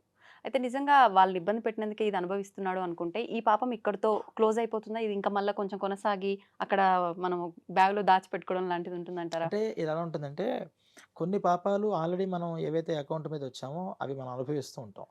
ఈ లోపల మళ్ళీ మనం కొన్ని ఎక్స్ట్రా పాపాలని వేసుకుంటూ ఉంటాం. ఆ పాపాలు ఏమవుతాయంటే మన పుణ్యకర్మ కనుక కొంచెం మంచిగా ఉంటే పుణ్యకర్మ ఎక్కువ ఉన్నవాడే పాపాన్ని ఇన్స్టాంట్గా అనుభవించేస్తాడు. పుణ్యకర్మ అస్సలు లేనివాడు పాపాన్ని ఈ జన్మలో అనుభవించడు. బాగా గుర్తుంచుకోండి. ఒకటికి వాడు లేస్తే తెల్లారు చేసేది అన్ని పాపాలే, కానీ అంత హాయిగా ఉన్నాడండి. కొన్ని రోజులు అయిన తర్వాత అనుభవిస్తాడు అంటాం. వాడు అనుభవించడు. 80 సంవత్సరాలు వచ్చేదాకా బ్రతుకుతాడు. పాపి చిరాయు 80 దాటిపోతుంది. పిల్లలతో ఇంకా ఆనందంగా ఉంటాడు. ఫస్ట్ లో 30 years లో అన్నాం ఈ మాట. ఎన్ని రోజుల్లో కొన్ని రోజులు తర్వాత వాడి పాపం పండుతుంది. ఇంకా పండదా? 80 ఏళ్ళు వచ్చినా పండదా? ఇంకది అది ఎప్పటికీ పండదు. ఆయన పండిపోయాడు కానీ పాపం మాత్రం పండట్లా. ఏంటి దీనికి కారణం అంటే వాడికి పుణ్యం అనేది కూడా లేదు. నిజంగా పుణ్యం అనేది కనుక ఉంటే ఆ పుణ్యం ఏం చేస్తుందంటే, అరే పాపం పెంచుతున్నావు, ఖచ్చితంగా అనుభవించి దీన్ని. వెంటనే ఏమవుతుంది చెప్పండి, మీరు ప్రాక్టికల్గా ఆలోచించండి. ఆ పుణ్యం ఒక్కసారి పాపాన్ని అనుభవించడానికి తీసుకొచ్చింది. ఒక వయస్సులో ఉన్నప్పుడు పిల్లలకి ఏదో ఘోరమైన ఒక రోగం వచ్చింది. ఎంతటి వాడైనా ఆ ఊపు తగ్గుతాడా లేదా? ఒక్కసారి ఏదో తగిలింది, నా పిల్లలకు తగిలింది, పిల్లల కోసమైనా ఒక స్పీడ్ బ్రేకర్ పడుతుంది. ఆ పుణ్యం ఏం చేస్తుందంటే స్పీడ్ బ్రేకర్ లా ఉపయోగపడుతుంది. ఆ పాపాన్ని కంట్రోల్ చేస్తుంది. వాడికి పొరపాటు నా పుణ్యం అకౌంట్ అసలు లేదా, లేకపోతే కొంచెమే ఉందా, నీ ఇష్టం ఇంకా కానీ ఇంకా వేసే 10 మందిని, ఇంకా 10 మంది దగ్గర కబ్జాలు చేసి, ఈ కబ్జాలు కూడా దీంట్లో ఉన్నాయి, మొత్తం నువ్వు ఇతరులవన్నీ ఆక్రమించేసి అని ఇంకా ప్రేరణ చేస్తూ ఉంటుందట. వెంటనే వీడికి హద్దు లేదు అదుపు లేదు, ఇంకా చేసుకుంటూ పోతూనే ఉంటాడు. అందువల్ల ఈ పుణ్యకర్మలు ఎప్పుడైతే ఉన్నాయో అప్పటికప్పుడు మనం కలుపుకున్నటువంటి తెలియజేసిన పాపాలు వెంటనే ఇన్స్టెంట్గా అనుభవంలోకి వస్తాయి. అందుకనే దీనికి ఇంకోటి చెప్తారు, అంటే అన్యాయోపార్జితం విత్తం 10 వర్షాణి తిష్టతి. అన్యాయం చేసి అక్రమాలు చేసి అబద్ధాలు ఆడేసి బాగా డబ్బులు మనం సంపాదించాలని రాత్రికి రాత్రి, ఇప్పుడు అంతా ఫాస్ట్ మనీ కదా, మనం ఎథిక్స్ అక్కర్లా, మనకి స్టాండర్డ్స్ అక్కర్లేదు, కమిట్మెంట్స్ అంతకన్నా అక్కర్లేదు, ఫాస్ట్ మనీ. నువ్వు ఎంత ఫాస్ట్‌గా ఇస్తున్నావు నీతో నాకేంటి అసలు. పూర్వం ఒక దగ్గర ఉద్యోగానికి చేరితే అమ్మో! మనం జీవితాంతం ఇక్కడేరా మనకి నిజాయితీగా. ఆయనే దేవుడు. ఆ రోజులవి. అవును. ఇప్పుడు నువ్వు కాకపోతే ఇంకోటి గంటలో ఇప్పుడే అపాయింట్మెంట్ రెడీగా ఇస్తాం. ఉంటది. అంతే. ఇంకోటి 10,000 ఎక్కువ ఇస్తానంటే గుడ్ బై అంటాడు. అంతే. 10 సంవత్సరాలు చేయనివ్వండి. హ్మ్. ఉద్యోగస్తులు ఎలా ఉన్నారు? మరి ఇచ్చిన వాళ్ళు ఇచ్చేవాళ్ళు అలాగే అలాగే ఉన్నారు. ఉన్నారు. అయ్యో! 10 సంవత్సరాల నుంచి మన దగ్గర చేశాడే, అవును. ఏడాది నుంచి మన దగ్గర చేశాడే హ్మ్. అని కుటుంబంతో రిలేషన్ ఏర్పడేది. అవును. వాళ్ళ కుటుంబం ఏంటి? వాళ్ళ పరిస్థితి ఏంటి? ఈరోజు ఎందుకు? నువ్వు 10 ఏళ్ళు చెయ్యి. హ్మ్. నాకు నీకన్నా బెటర్ వాడు తక్కువగా వస్తున్నాడు వెళ్ళిపో. అంతే. నాకేం అవసరం అండి. నేను నాకేంటి అవసరం? కష్టపడుతున్నా, నాకు డబ్బులు కావాలి. నీతో రిలేషన్ నాకేం పని? అలా దానికి తీసేస్తున్నారు. అంటే ఆ! డబ్బులు ఇచ్చేవాడికి, డబ్బులు పుచ్చుకునేవాడికి కూడా రిలేషన్ అనేటువంటిది లేదు. కేవలం కమర్షియల్. అవును. ఈ భౌతికమైనటువంటి ఈ ప్రపంచంలో ఏవి మనం మాట్లాడుకుంటున్నటువంటి ఈ ప్రపంచంలో హ్మ్. మరి ఎథిక్స్ దేనివల్ల వస్తాయి? హ్మ్. కర్మాచరణం వల్ల వస్తాయి. హ్మ్. ఈ పురాణ శ్రవణం వల్ల వస్తూ ఉంటాయి. హ్మ్.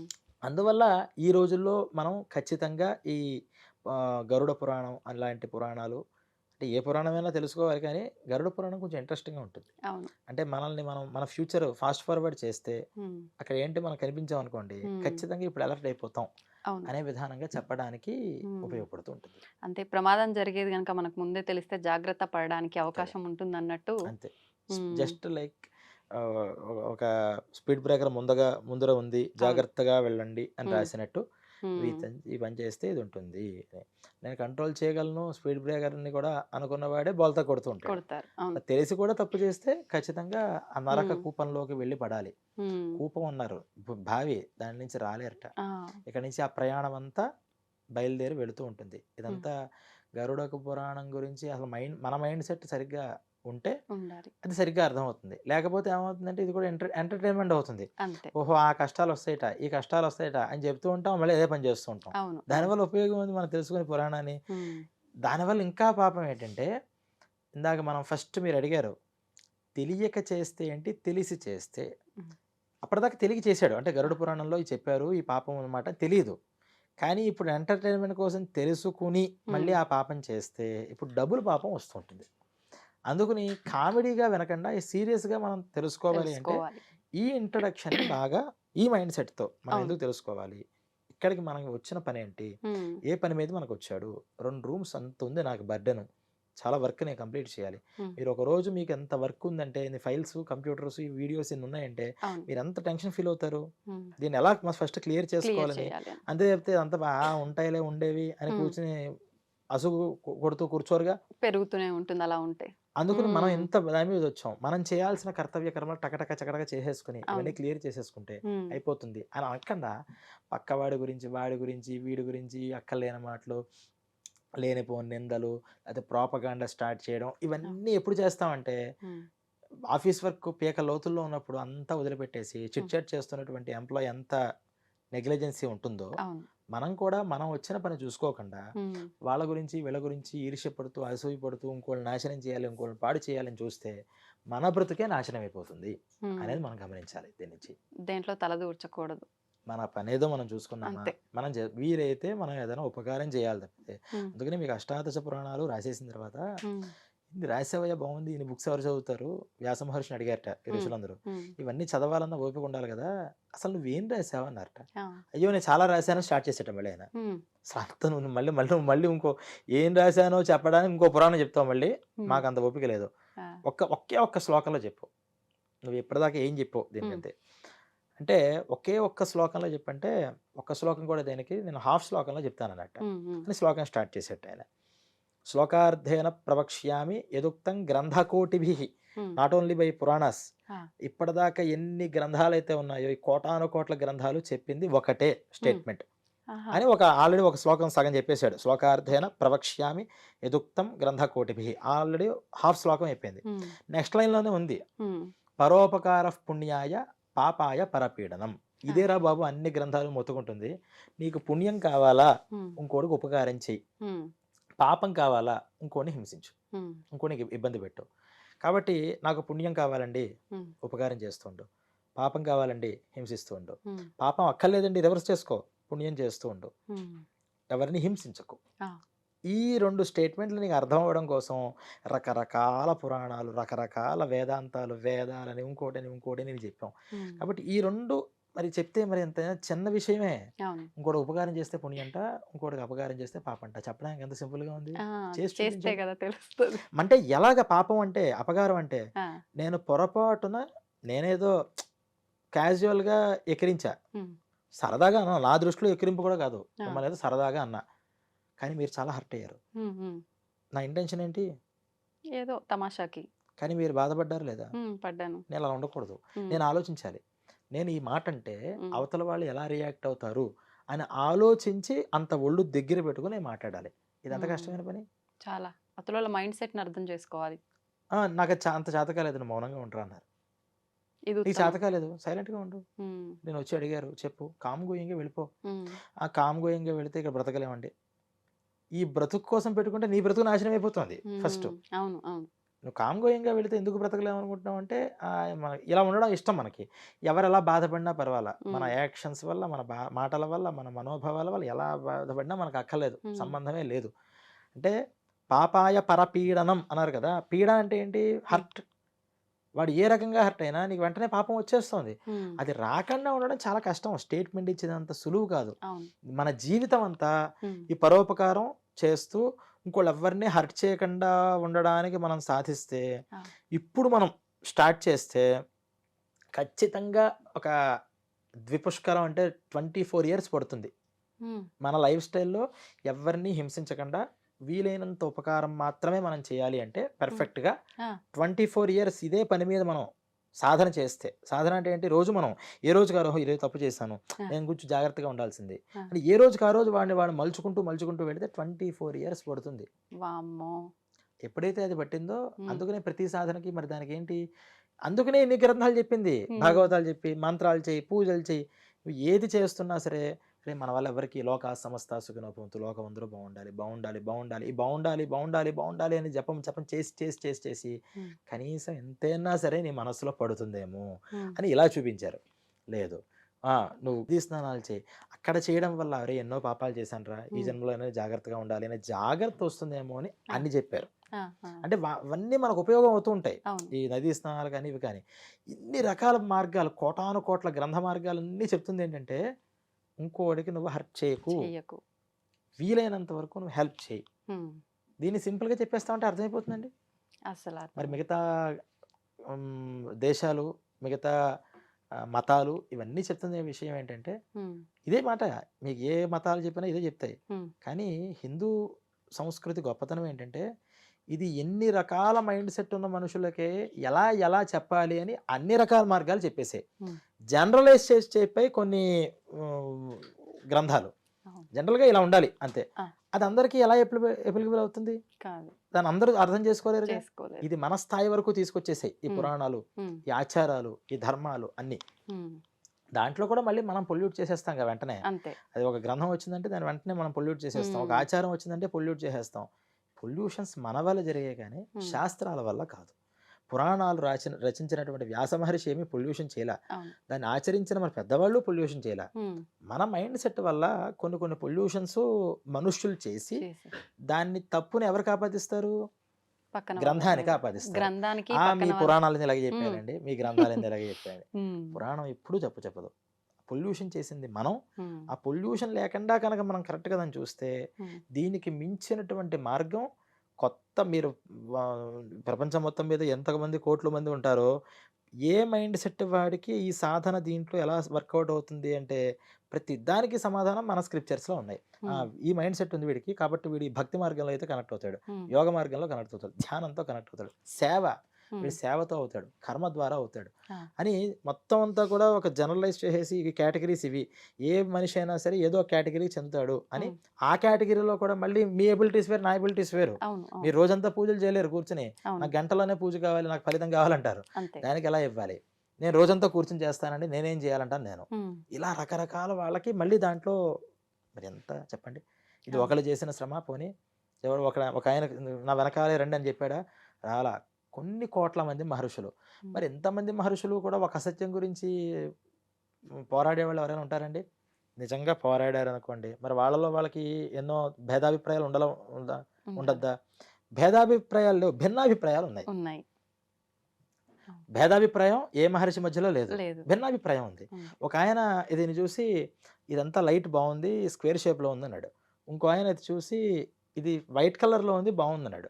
ఇంకో ఆయన బిగ్గా పెద్దగా ఉంది బాగుంది అన్నాడు. అంటే ముగ్గురు అభిప్రాయాలు మంచి కరెక్టే, పాజిటివ్. కానీ ఒక ఆయన అభిప్రాయం కాంతి మీద పడింది, ఒక ఆయనదేమో ఆకారం మీద పడింది, పరిణామం మీద పడింది. భేదాభిప్రాయం అంటే ఏంటి? నేను లైట్ అంటాను, పక్క ఆయనేమో ఫ్యాన్ అంటాడు. ఈ భేదాభిప్రాయం అనేది మన మహర్షుల మధ్యలో లేదు. భిన్నాభిప్రాయానికి భేదాభిప్రాయానికి తేడా తెలియక మన వాళ్ళు ఏం చెప్తారంటే, ఒక మహర్షి ఏమో చేయమని చెప్తాడండి, ఇంకో ఆయన చేయొద్దు అంటాడు. మీ మహర్షులకి ముందర మీ పురాణాలు క్లారిటీ లేదంటారు. అది అర్థం చేసుకోవడం కూడా మనకు చేతవ్వాలి. మన గ్రంథాలు ఊరికే చదివేస్తే అర్థం కావు. ఈవెన్ మన గ్రంథం చదవడానికి కూడా ఒక ఎలిజిబిలిటీ అనేది ఉండాలి.